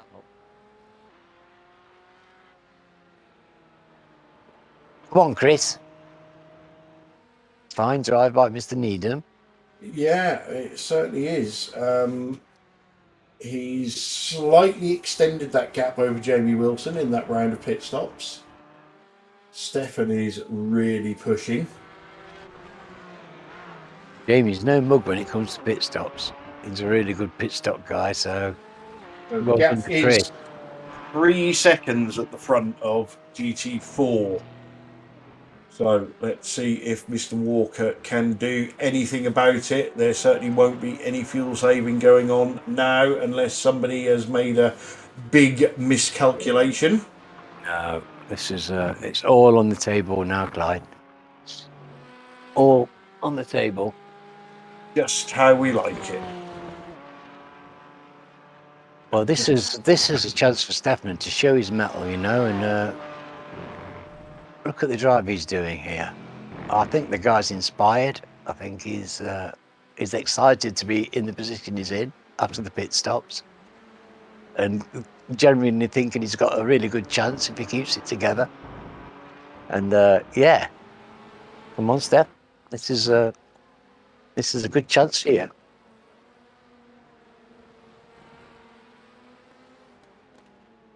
Well, Stephen, that's the experienced week in a big, powerful car.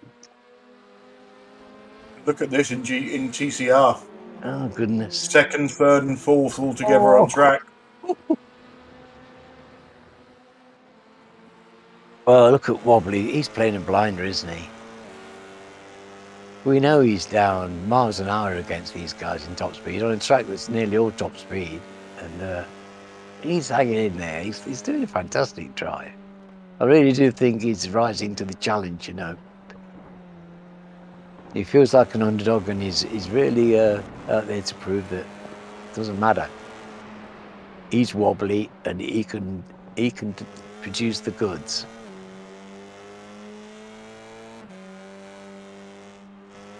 Beautiful lines. Look at the lines. All of these guys. Look at that. Look how precise this is.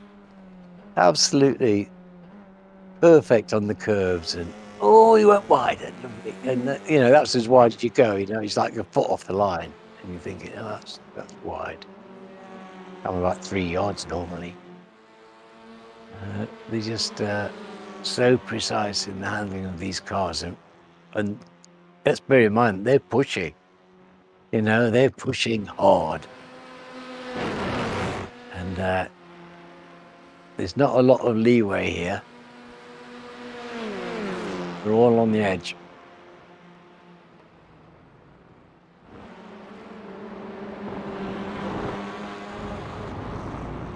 With the toe being what it is, you know. Well, Wobbly needs these two to battle, doesn't he, so he can stick with them. Yes. And I have a feeling Mr. Walker has made a slight error because that gap is now 4 seconds. This is, yeah, it's a fantastic battle. And I can honestly say I'm a bit surprised that Stephen isn't pulling that in a bit, because I really do think the Mercedes is the better car around here. But Stefan's driving the wheels off that thing. I think he's inspired, and He's doing the driver a really great drive. He sees the chance to do something really that he's been trying so hard to do for so long. Sit on that top step again. Have you ever won a race? Oh, yeah, many. It's not easy though. I don't remember him winning one very recently. Do you? No, not this season, purely because he's been in that Honda, hasn't he? Yeah, it must be frustrating when you know that. Oh, there you go. Russell and Shane going at it hard.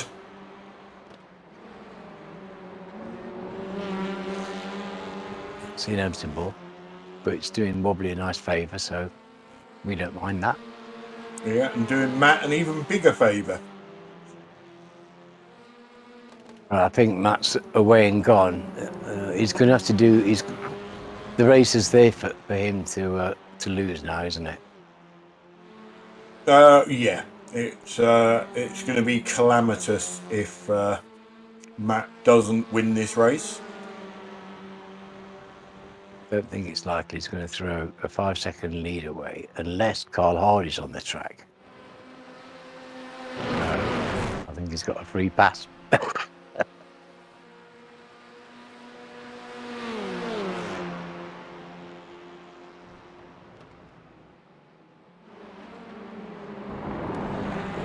Ooh. Oh, he's trying, isn't he? He just saved that then. You know, a couple of more, he just got on the brakes and saved it. That could have been so much worse. Great bit of driving.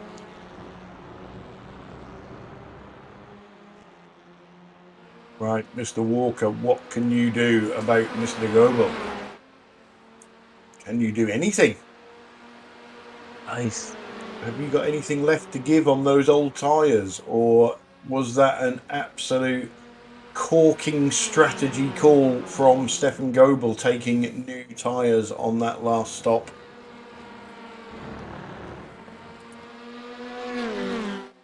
It worked for Stephen last time though, didn't it? Not changing.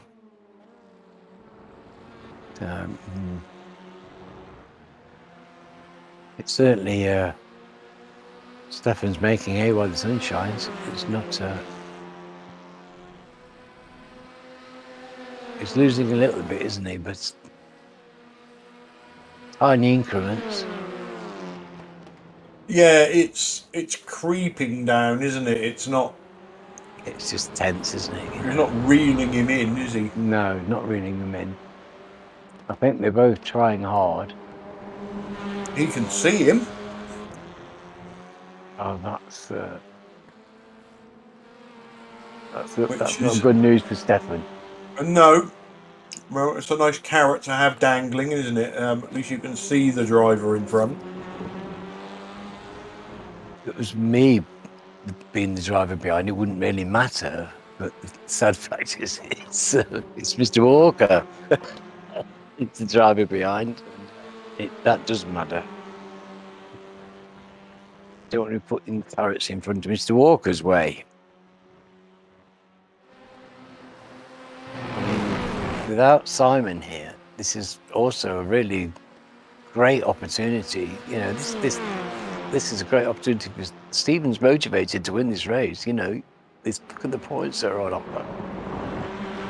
This is a fantastic opportunity. So he'll be trying very hard to win this race. He probably thinks he shouldn't be struggling now. He probably thinks he should be comfortably in the lead and just cruising out. Yeah, it just looks like he's been outfoxed, doesn't it, in that pit stop? But it is what it is, isn't it? And he's got to, if he wants to make the most of Simon not being here and him watching his best pile of points, then he needs to. Well, he he's needs got to. to cut over 15 minutes to get something done. So we see Russell and Shane still going at it. Wobbly sitting patiently behind, waiting for an opening. Yes, he can't. Wobbly can't force anything. I don't think. Well, he's having a go now. He's side by side with Shane. I think it's just that he's bored. You know what I mean? I don't think he's actually because even if he got past, he wouldn't be able to keep the position. I think he's quite comfortable where he is.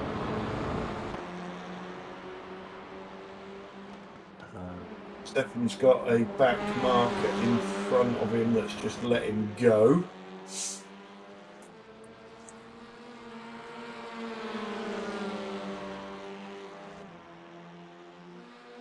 Was David Ayres, currently sitting in 5th position. Yes, go David. Roger's doing great as well. His time is very impressive. He's only 34 seconds.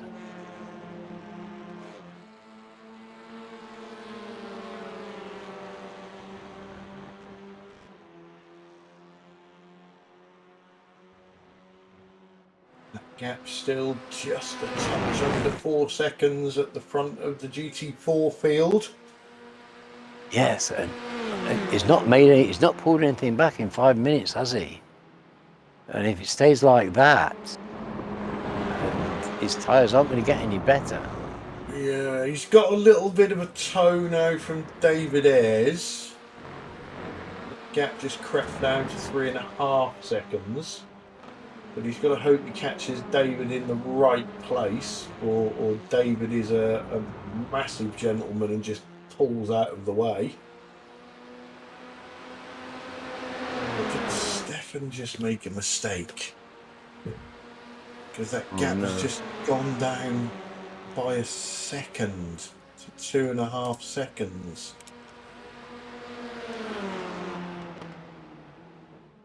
Wow, it's easy to lose half a second, isn't it? Well, that dropped a full second there. Right, and that's well, that sounds like that's a wheel on the grass or something, isn't it? Yeah, as Sam was saying, I think it is just SDK not getting the timings correct.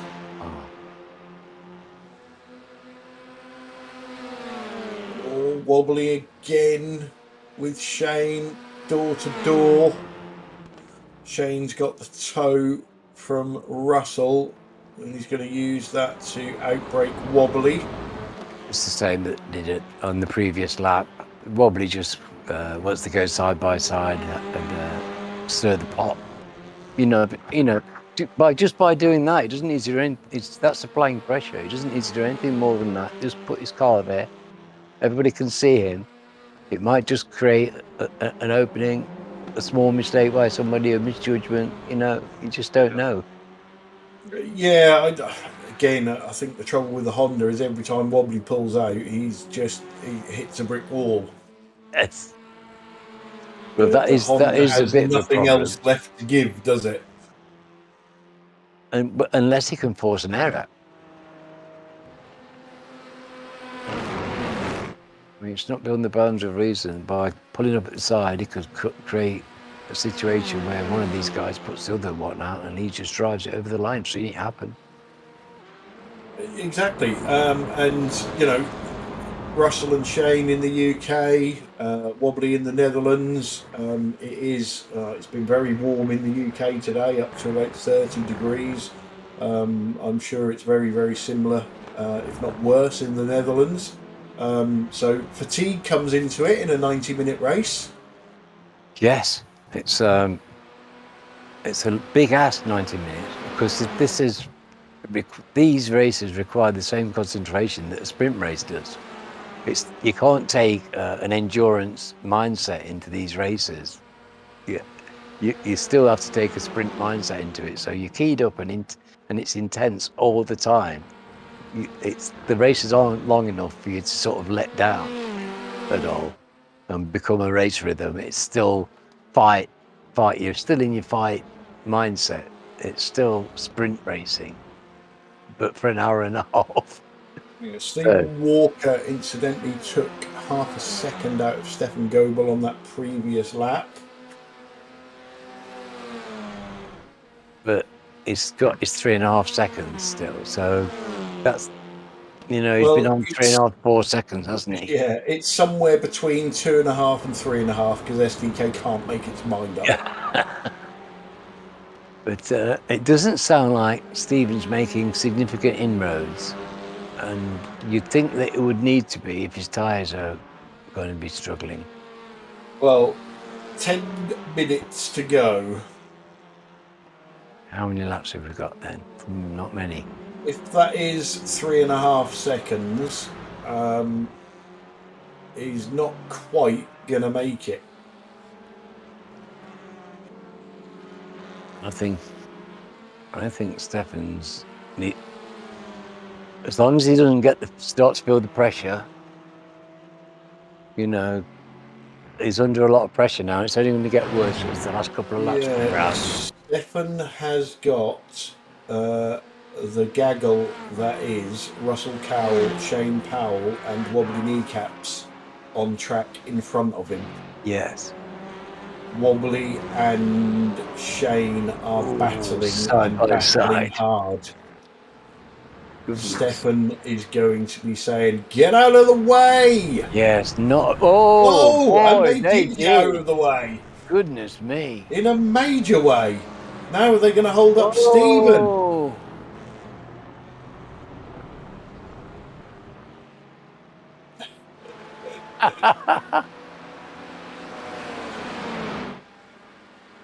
Oh dear. Stephen's going to get one, if not both of them done on the start. They'll be letting him by. They'll be well aware of what the situation is and won't want to be interfering with took this. massive advantage of Stephen's toe there. Oh, and then banging. Still want to see what happened when they both disappeared off into the scenery. Well, you know, it's that right hander under the bridge and left hander under the bridge. Was it target fixation? Get out of the way, trees. No, they're banging. They're banging. And yeah, glued together. Off they went. Yeah. RI written all over it. But perfect timing for our friend. Perfect for Stefan, yes. Stefan maybe has purchased a used pair of Stephen's Lucky Pants from eBay.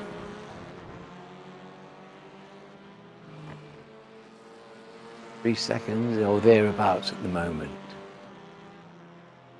Oh, Stephen's really trying very hard. I bet he's struggling. The tyres are going to be hurting him, you know, now.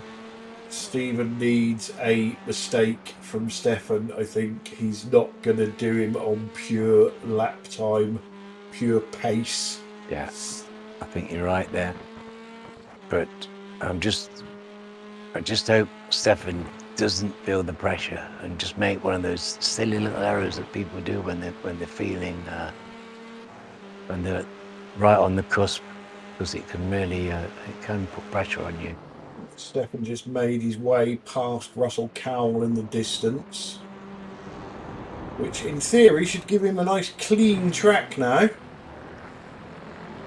Well, not clean, but clear.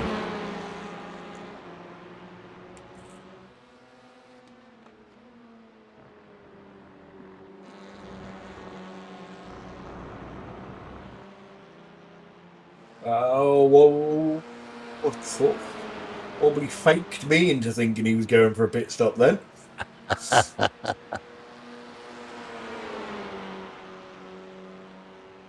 Well, look at the difference in pace here, though. We are getting into the realms of, has anybody underfueled or made a miscalculation now? We'll do hope not.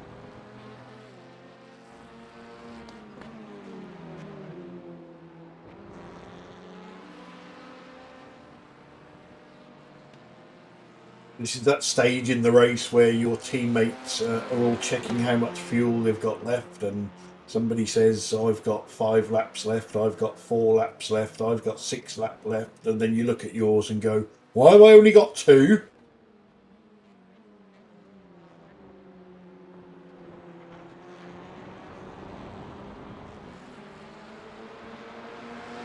So, what are the chances of Wobbly holding off Shane to get that third step on the podium? Russell has disappeared into the distance with the battle that these two have been putting on.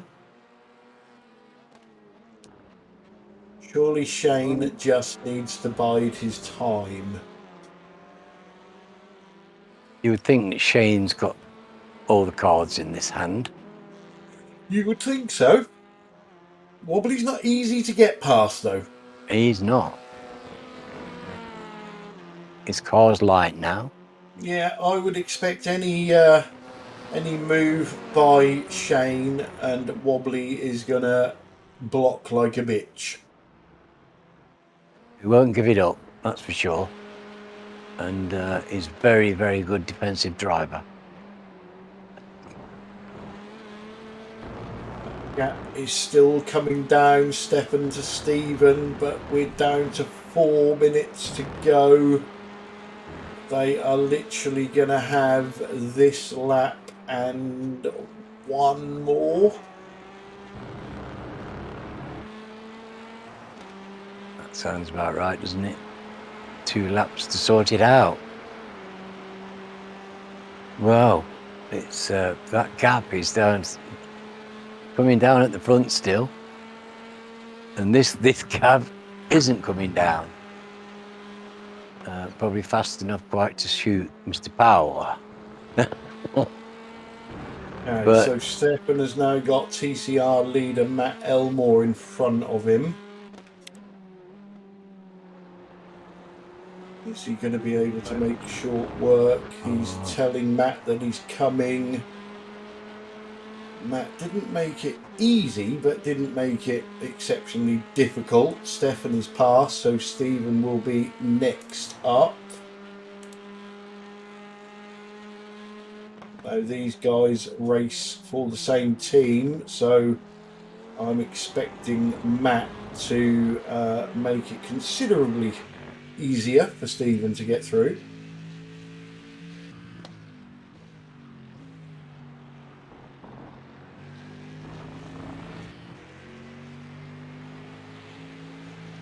I don't think Stephen's got this at all, and I think he needs to be careful he doesn't overdrive at this point.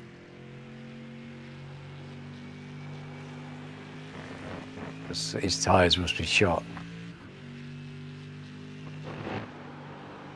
I think he's more likely to lose a place than game 1 if he's not careful. Yeah, Stefan will see the white flag this time round.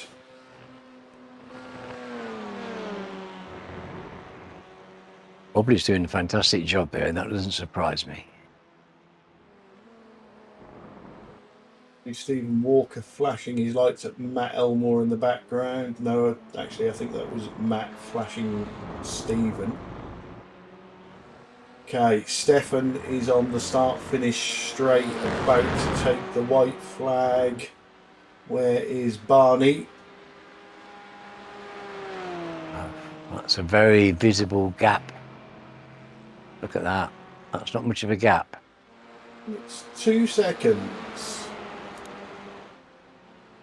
2 seconds isn't very much of a gap. I'm thinking in a last lap shootout like this. 1 slight error. My word, this is breathtaking stuff. This. Yeah, Stefan's going to hold it together for 1 lap. And he's got Mr. Walker breathing down his neck. Oh.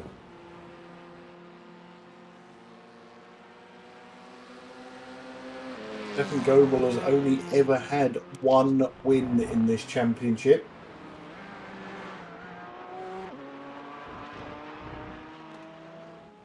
How many races Should have do you had think half he's a dozen. Oh, he's. I think you'll find he's been in it from the start.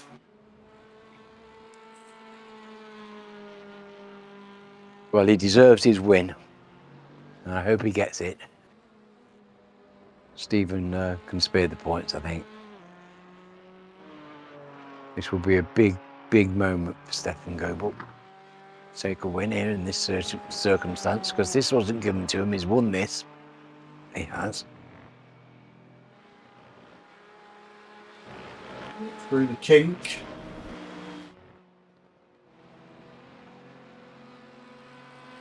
Even hasn't going up. He wasn't lifting go through the kink, and his tyres must be sad, so he's not giving in an inch. These are proper racers, and they don't give in. Yeah, Stefan, I think, is fully in control here.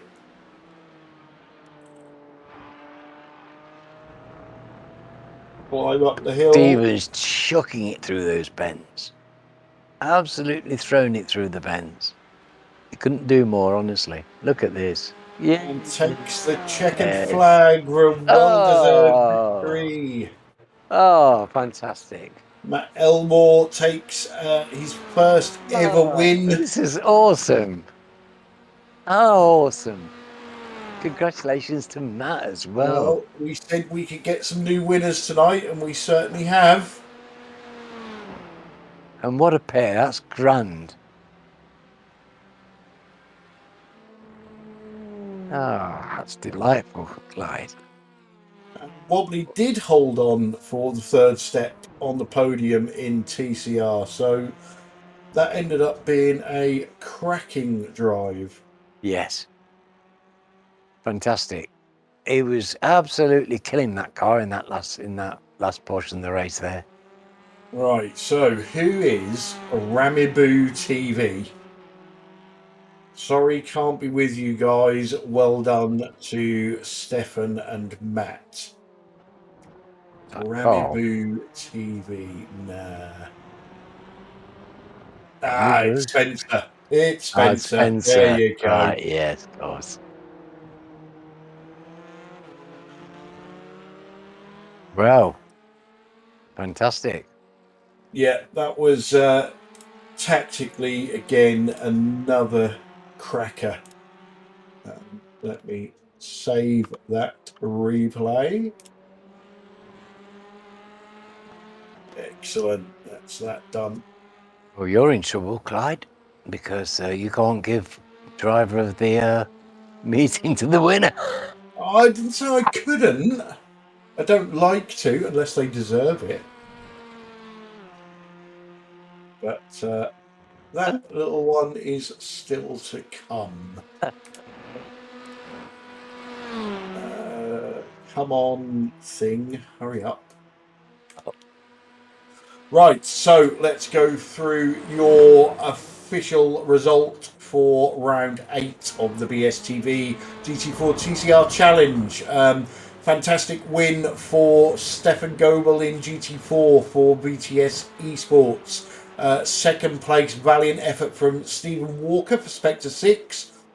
Great podium for Chris Needham for RWC Racing Red.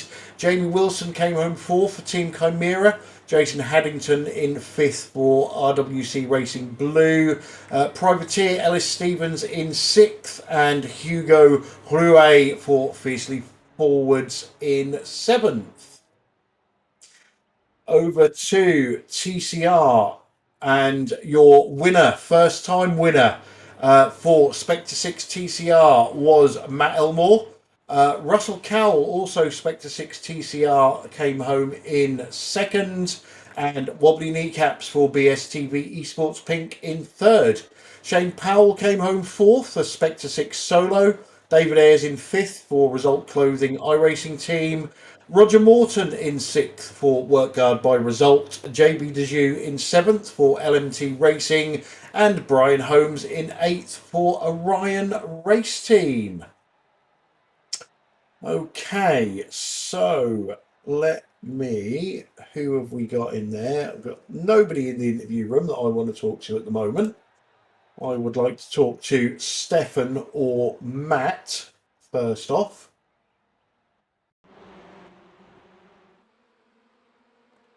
Wow, what a race that was. An hour and a half. It flew by, didn't it? Goodness me. Well, yet again, these drivers did not fail to deliver. And just just looking at the results, there's some for me anyway. There is standout results in there. Stefan Goebel winning in GT4, Chris Needham with a third place, Matt Elmore winning in TCR, wobbly kneecaps dragging that Honda round to a third place. Right, let's get these interviews underway because our TCR first time win ever, Matt Elmore. Welcome to the booth. Afternoon. I wasn't expecting to be pulled in that quickly. I was just getting myself ready. Oh, mate, you won. You should be ready straight away. Yay. So, walk in the park, wasn't it? Easy. No. No, well, I wasn't expecting to get pole. I thought Wobbly would do that. But however, I did think Wobbly would sit behind. I didn't know what to do with my strap because I had 0 laps in the toe, which made my fuel totally different to what I was anticipating it to be. So, Right, yeah. okay. So, a Course. bit of, shall we say, making it up as you go along with the tactics. Hence the reason for me changing my tyres on both stops. I noticed my gap and decided to have fresh tyres both times.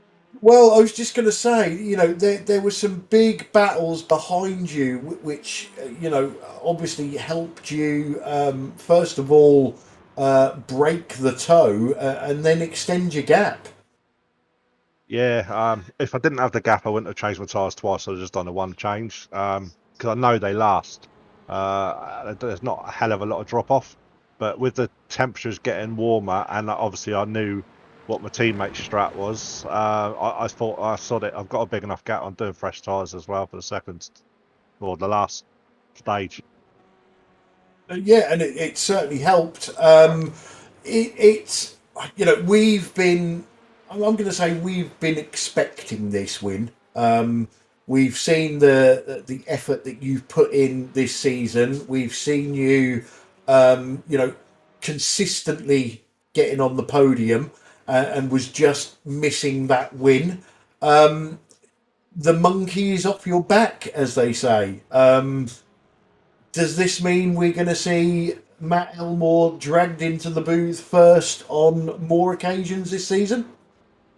I'd like to think so, but let's face it, I've done it without my two main competitors. I mean, unfortunately, Sam's obviously he's quite rough with COVID, and Carl's off eating pies somewhere. So, but I'll take it. You can only beat what's in front of you, and I'm today there's no one. Yeah, we're not actually sure where Carl is. We have a sneaky feeling he's been invited over to Tyler's sex cult, but we can't confirm that yet. Yeah, I was just about to say I can imagine masks, little red balls, plenty of You pies, and you some know weird it, stuff. mate. You know it. Anyway, look, it was an absolutely fantastic race from yourself. Led start to finish, lights to flag, as they say. The official result is going to say it was an easy win for you, but as you said, it wasn't. Everything changed with you being up front. But any shout outs you want to give, and you can make the list as long as you want after your first win. Shout out to you guys for doing what you do. It's a pleasure to race. I'm going to give a shout out to my teammates. We've all put in some practice. Shout out to Wobbly as well. We did some practice. I think last night he hosted a lobby and I was in there with him. It was that's how I was expecting the race to go. Was what last night, a little bit of toing and throwing, each towing each other, or a pack of us towing each other to save some fuel. But it was enjoyable all the same. Although my eyes feel like they need to close a little bit because I haven't blinked for about an hour and a half. And again, I'm going to say thanks to the water board for the water they're going to supply for me shower because I'm dripping. Excellent. Well, like I say, mate, absolutely fantastic. We love it when people get their first wins in a season and also in the championship as a whole. Let's hope it's the first of many. Well done, Matt Elmore. Last one. Cheers, lads. Yeah, congratulations, Matt. Cheers, mate. Right, okay, so we haven't got Stefan because he tends to be a bit shy. So let's bring in our second place GT4 driver, Stephen Walker. Welcome to the booth. Hello, guys. Evening. Hello. So we haven't got Stefan to talk to. We honestly believed that with your, we were saying we think your fuel saving. Marco Lamela, I think, was on board with you at one point, saying that you was hardly touching the throttle. Yeah. We just expected you to come out of the pits in front and drive away from Stefan, but it didn't quite happen that way. No, so I thought the same. I thought he's pitted. Going into the last stint. He pitted 2 laps before I did. I managed to eke out 2 extra laps. And I thought, right, he's going to have to fuel save in this last stint. And I knew that if I put in the full tank, I could go flat out and not even have to worry about it. I made the mistake of forgetting to change at least 2 tyres when you put in a full tank. I wouldn't have been penalised, but I was too busy thinking about the fuel. It turns out the Porsche can do 2 extra laps at full pace than the Mercedes can. So That's it interesting. it screwed me over, if I'm perfectly honest. I didn't realise until going at full pace from the start, I would have had to pit too early in that first stint. So I started saving fuel a little bit about halfway through the first stint, most of the second stint to extend it, so I could put in a full tank and go flat out on the last stint. It was just basically the Mercedes used more fuel than the Porsche did. That cost me, really. Okay, well, disappointment on the tactical side and not winning the race, but as we said before the broadcast started, there's some names missing tonight, and drivers hoping to make a dent in some leads in the championship Yeah, need very much. to maximise their points haul. And although you didn't maximise it, you still, it could have been a lot worse. You could have got involved in something at the start and ended up with a fourth or a fifth. Yeah. So you must still be happy with, the haul of points that you've got from tonight. I am, because of the reason you said. Obviously, Simon's not here, and I think it'll at least bring me back into the fight. He's still the one to beat, and it's only happened because he's missed a round. Having said that, you've got you've got to make the most of your opportunities. Yeah. Can't get the words out. So at least I've done that. I'm disappointed because I did think I could have won that, but to be fair to Stefan, he was really quick at full pace, like really quick. So I think he saved fuel in that middle stint until I let him by, and even then, it's just the fuel with the Porsche. I couldn't. There's nothing I could do. I didn't realise till part way through the race that was the case. Okay. And Brands Hatch next time out. How do you go So, around there? I hate it. Excellent. Love it when drivers Absolutely say that. despise it. I hate the track. I always have, and I always will. I don't care. I despise it. Oh, that's going to be Excellent. really I interesting. thought Raid Yeah, Atlanta was next. Maybe that's the one after. it is the Yeah, one it after. is. Yeah. Right. So the only ones I'm looking forward to for the rest of the season are Raid Atlanta and VIR, and that's it. The rest can get in the sea. Okay. Okay. Well, so that leaves Brands Hatch and Fuji. So expect 2 wins from Stephen Walker at those tracks because he hates them. Yes. It's the only way Those I've are got a thinking chance of just to spite championship. them. It's the only Well, way. like I say, it was still a fantastic result, second place. Any shout outs you want to give before we let you go? Stefan, yeah, he had I think a faultless race. It was really good. He deserved that win regardless of the fuel situation. He was really quick. You guys obviously putting it on, and then Matt for winning his first race. We were all ribbing him all week with people that might or may not have been here going, well, you've got to win now. And he did. I think Russ finished second. Shane had a good result, a bit of a battle. Yeah, and everyone just turning it on. My brother, he's watching this week. Is yeah. I am actually going to go back and watch the race at some point and see if there's some way we can disqualify Matt. So Don't, leave it with me. Stephen Walker, congratulations on your second place. As usual, pleasure talking to you, and we'll see you next time out. Yeah, cheers, guys. Thank you. Take care. Friend, good night. Cheers. Okay, Alan, time to shine. We are Really? going to bring You're going to wake me up. We're going to bring in our second place TCR driver just for you, Alan. It's Russell Cowell. Second place TCR driver, Russell. Ooh! Hey, it's about time, innit? Wow, what How a are you doing? race. What a Well, race. It was tough. I didn't expect to be in the top 3, never mind the top 5 around here. But I'll take it. Oh, man. It was such a titanic struggle tonight. Yeah, trying to stop Shane and Wobbly from overtaking me was a bit hard. Oh. I think that there's a bucket under my chair that's a bit full, and I don't mean of poo either, I mean of sweat.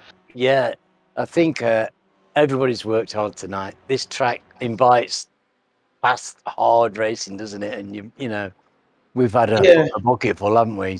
Yeah, well, I knew I weren't able to catch up to Cap, or Matt, as you guys call him, obviously his official name. Because when we've done practice, he was clearly a second quicker than me in some places. Right. I like the track. I am not going to do the usual and say I hate this track because I can't drive around it. But I like the track. I just can't drive around it very quickly. And I know the corners that I'm struggling around, and I still can't learn the corners. So the carousel is one of them, and the final corner I can never take right. And I don't know if you noticed watching the race, like that's where the guys were catching up to me quite easily, coming out of the last corner. And it's very frustrating. Especially when you think like you're a second ahead and then all of a sudden you've got a car 0.5 behind you coming at you for that first corner. But I raced it as best I could, and the guys did a really good job not to take me out when I was going really slow. Oh, I don't think you were. I'm pretty sure your definition of snow, Russell, and mine are quite different, to be honest. Most likely. That's what I get told by these all the time.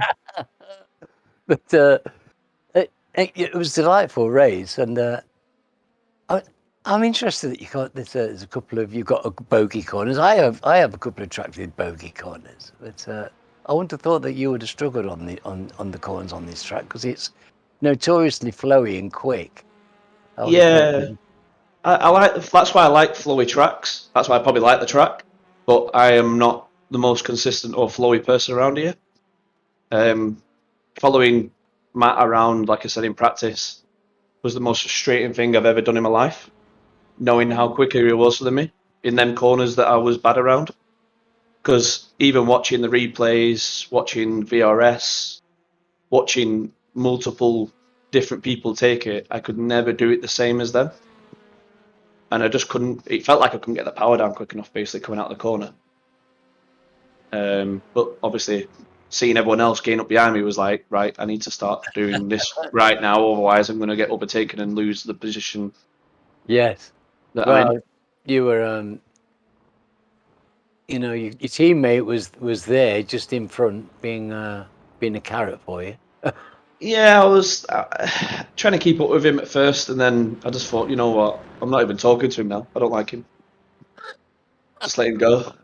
It's like, like a pet that you might not want to keep anymore. Just open the window and let it go away. But that's what I did. Yeah, I think you've done a really good drive. It was fun, like I say, at its moment. It's one of them tracks. It's such a big track that I was saying to the guys, this is the sort of track where you could be 0.2 or 0.5 off someone that you're normally on pace with around here, if they're good around here. Yes. And that's what it was for me, basically. Yeah. We saw some amazing drives using the toe tonight. Some really skillful use of the toe. So, what about brands? I think we're brands next week. I think I'd rather use a pitchfork to claw both my eyes out. Oh my word! Because if it's the short version, I love it. If it's the long one, which it is, I struggle around there as well. Because I'm even going to put my money down here that David Ayres will be really quick around there. Because last time we had a race around there, I was racing side by side with David Ayres. Well, you're the second driver running. I won't put a name to the other one, but the second driver running who's not entirely a huge fan of brands, which is interesting to an Englishman like me, you know. So there you Like go. I say, I'd rather it be Donny and make Wobbly hate me for the rest of my life than race around brands, because we know how much he loves Donington.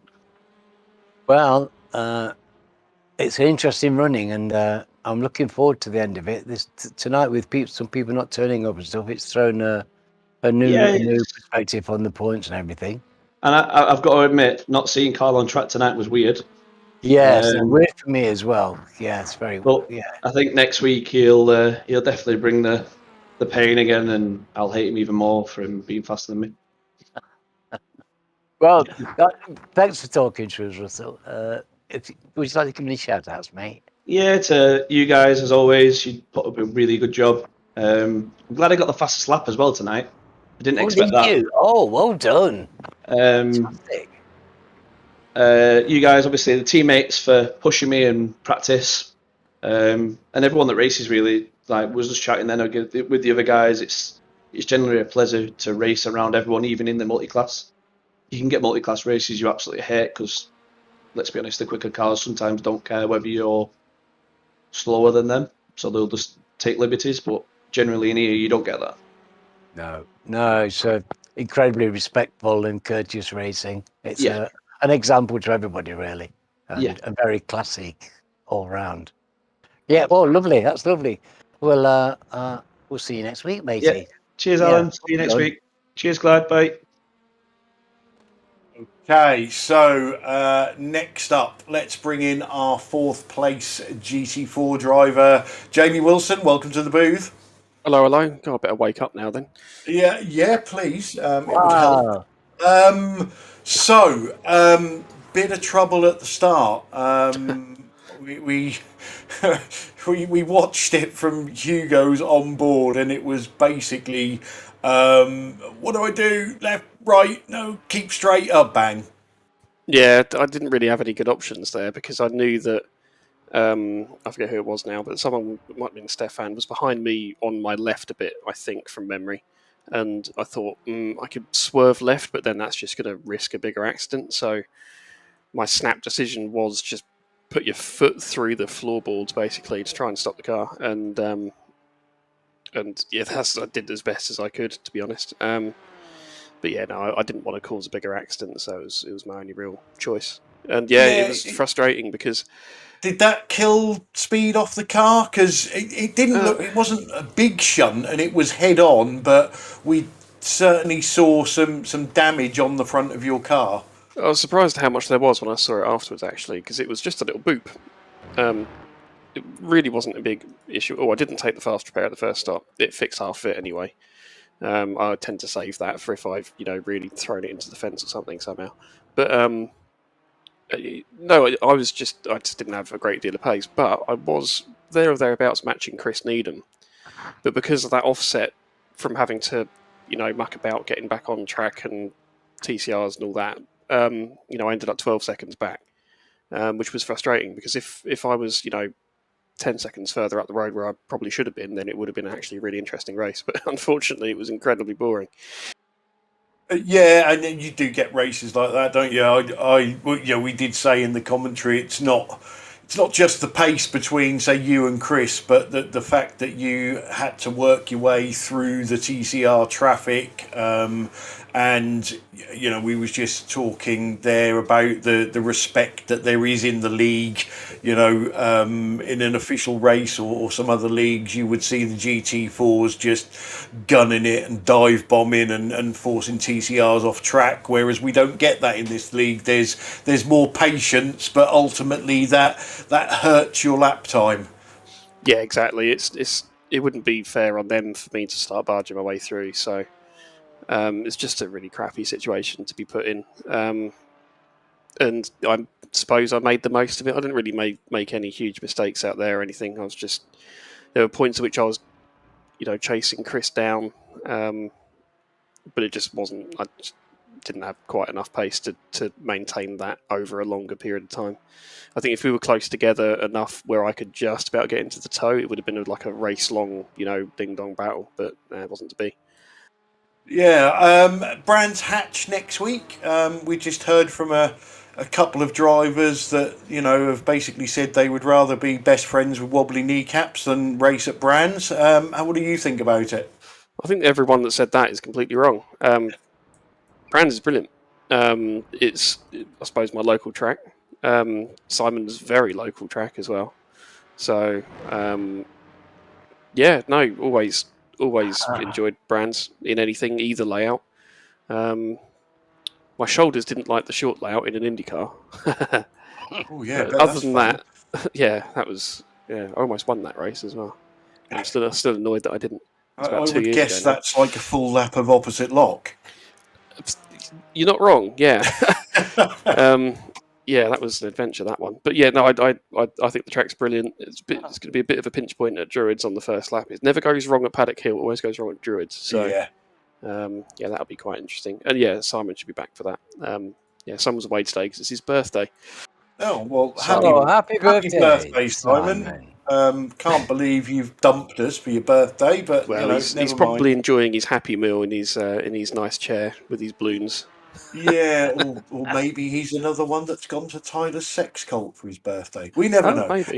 Anyway, any shout outs you want to give before we let you go, apart from happy birthday to your teammate? To Simon, happy birthday when you're watching this probably tomorrow. All the TCRs, as I say, I was put in a crappy situation there, and they didn't make life difficult for me or anything. So that was very much appreciated. And yeah, the rest of the field, I know it's a bit of a diminished field tonight, but glad that everyone that did turn up. So, and yourselves putting it on as always, of course.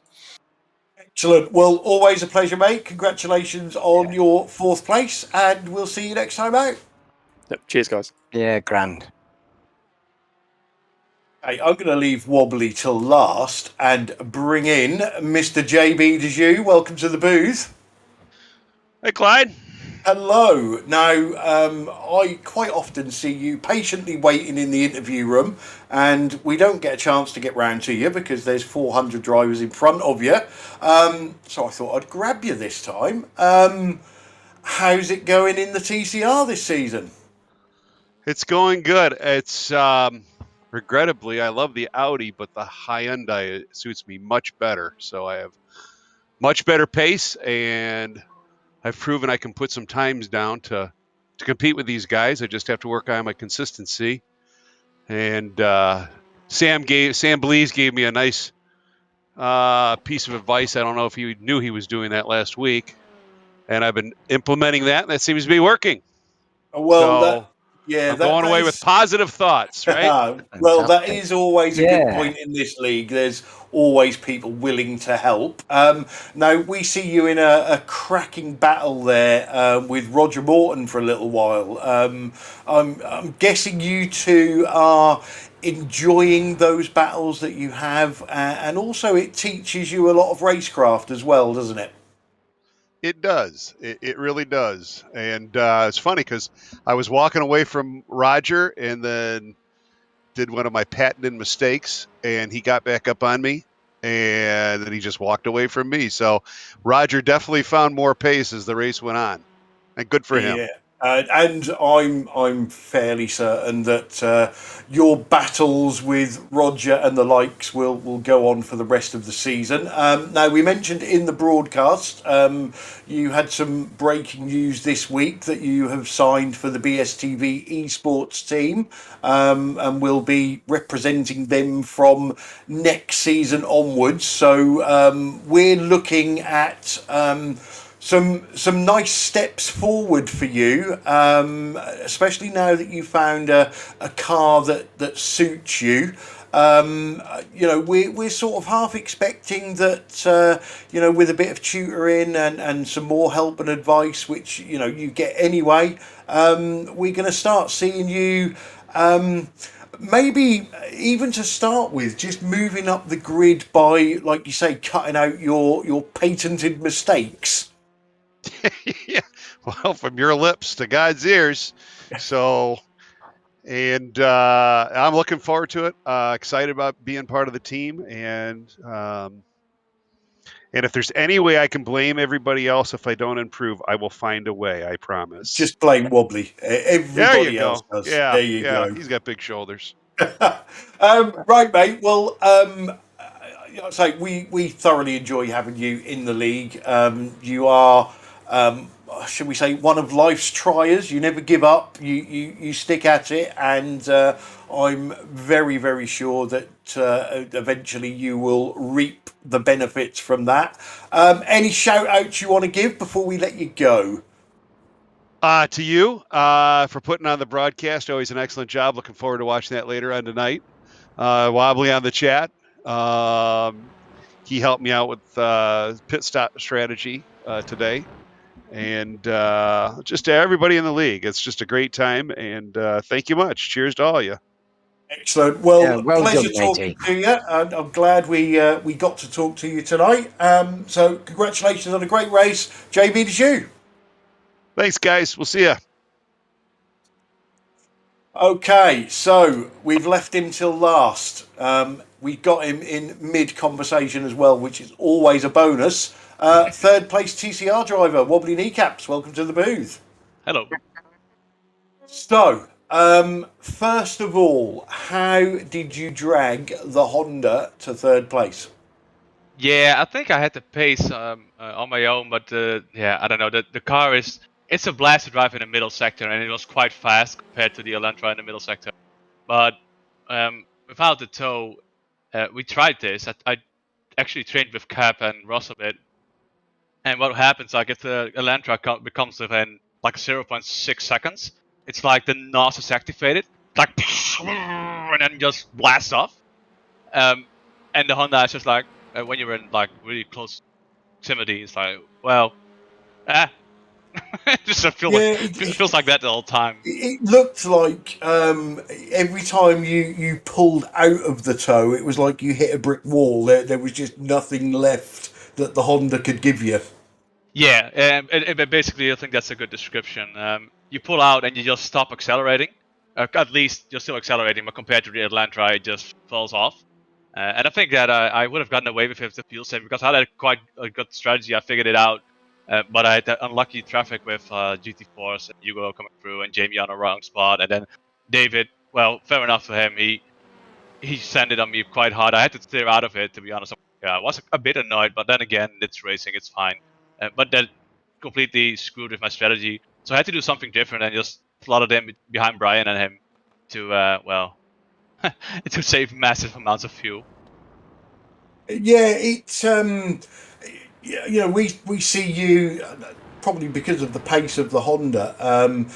You know, you had that you had a really good battle up there with Russell and Shane, and you were sort of steadily dropping backwards. Then like you said, David got you, and then you was in a battle with Roger, and I'm sort of looking at the leaderboard at that point and going, yeah, do you know what? I think Roger's probably going to do him, and there's not a great deal that he can do about it. Did I better with Roger? I didn't better with Roger. Was it? Sorry, it wasn't Roger. It was Brian. Sorry, Brian, apologies. Yeah, it's because they're in the same paint. Okay. And then, like you say, the pit stop happened. I looked up, and you was in third place, and I'm thinking, what has he done here? Is he like seriously underfueled the second stint? But you didn't, did you? Because the second pit stop, you was pretty much even with everybody else. Yeah, it was I've noticed that I was saving a lot, and well, because of where I ended up, I had to figure something out. So during the race, I figured out how to use the clutch while saving, and at a certain point, I even told JB in the Discord, like, I'm getting too comfortable with this clutch saving. I'm gonna make a mistake soon, which didn't happen. Bad about it.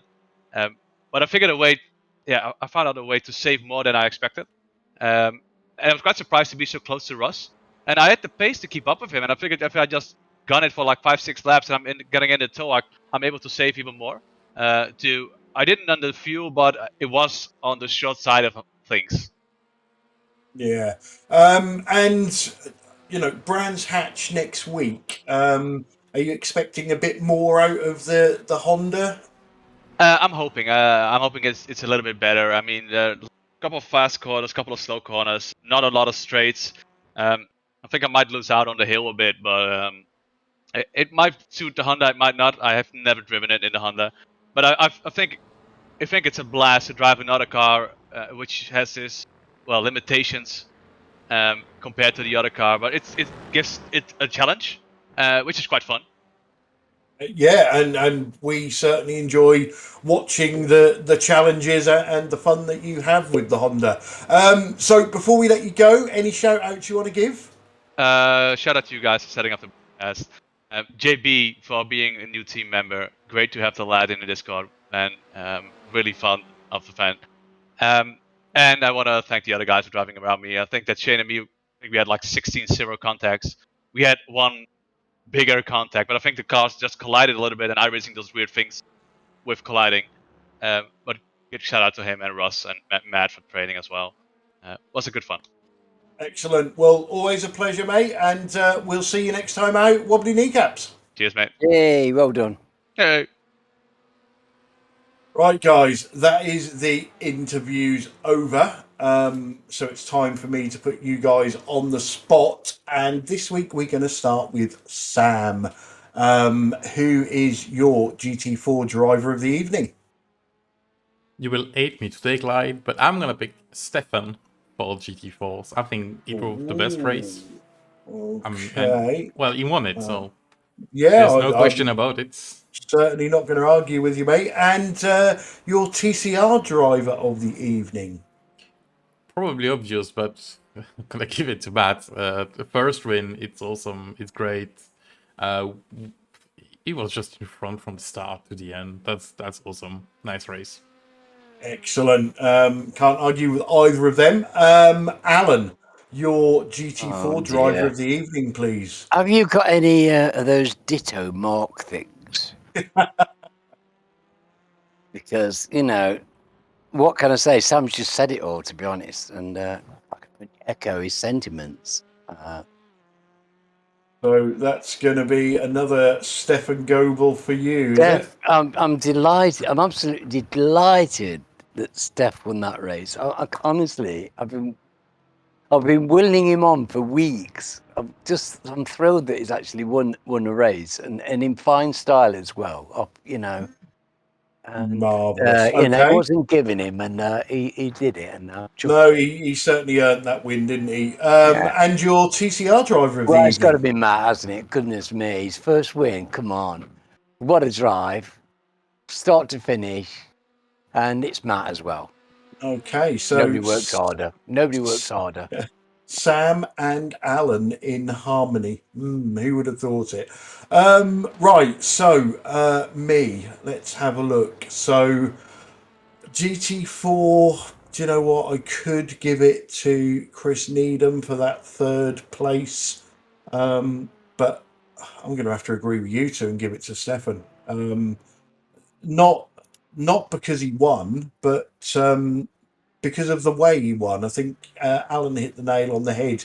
It wasn't given to him. It wasn't one of those races. He tried a different tactic, and it worked. And we heard from Stephen that Stefan had some serious pace in that Porsche that we didn't really, or I certainly didn't expect tonight. So yeah, Stefan Goebel from me, and weirdly. And I do believe this is the first time it's ever happened.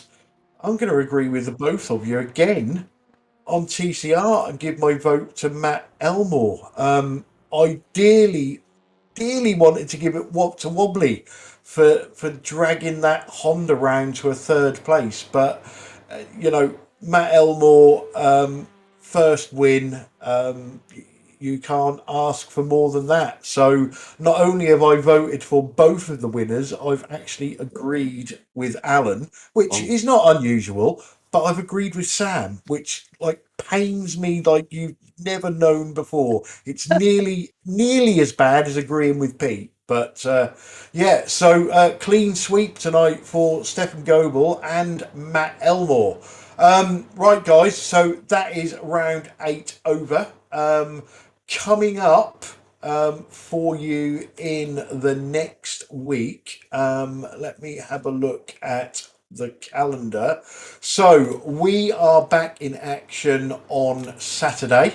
We are back in Hexil Alt F4 Championship action. Oh, really? The fantastic, we do call it the Arrive and Drive series because you can get up to speed quite quickly. Hopefully, Alan will be driving. I'll drive on that Saturday. Yeah, great. not I'm in glad the you woke me up booth. for that one, Clyde. Nice one. It comes to you from the Sprint Strecker version of the Nürburgring. Excellent. I'm going to practice. So hopefully those guys can put on the show that they normally put on because it is usually fantastic. And then I'm a bit upset because Sunday we are back in GTCC action, which has been absolutely fantastic for the opening 2 rounds. It's also from Le Mans, which is one of my favourite tracks ever, but I'm going to be missing. So I'm really hoping that the racing is going to be fantastic. The commentary team do us proud, and I can watch it back at a later date and catch up with everything that's going on. And then next Wednesday, as you've heard us talk about already, we are back with round 10 of this series, brought to you from the fantastic Brands Hatch circuit. So that's it for tonight, guys. Done and dusted. Big thanks to all the drivers for putting on the show as usual. Big thanks to everybody that joins in on the chat. Shame on everybody else that couldn't make it tonight, especially Simon Trendle using his birthday as an excuse not to race.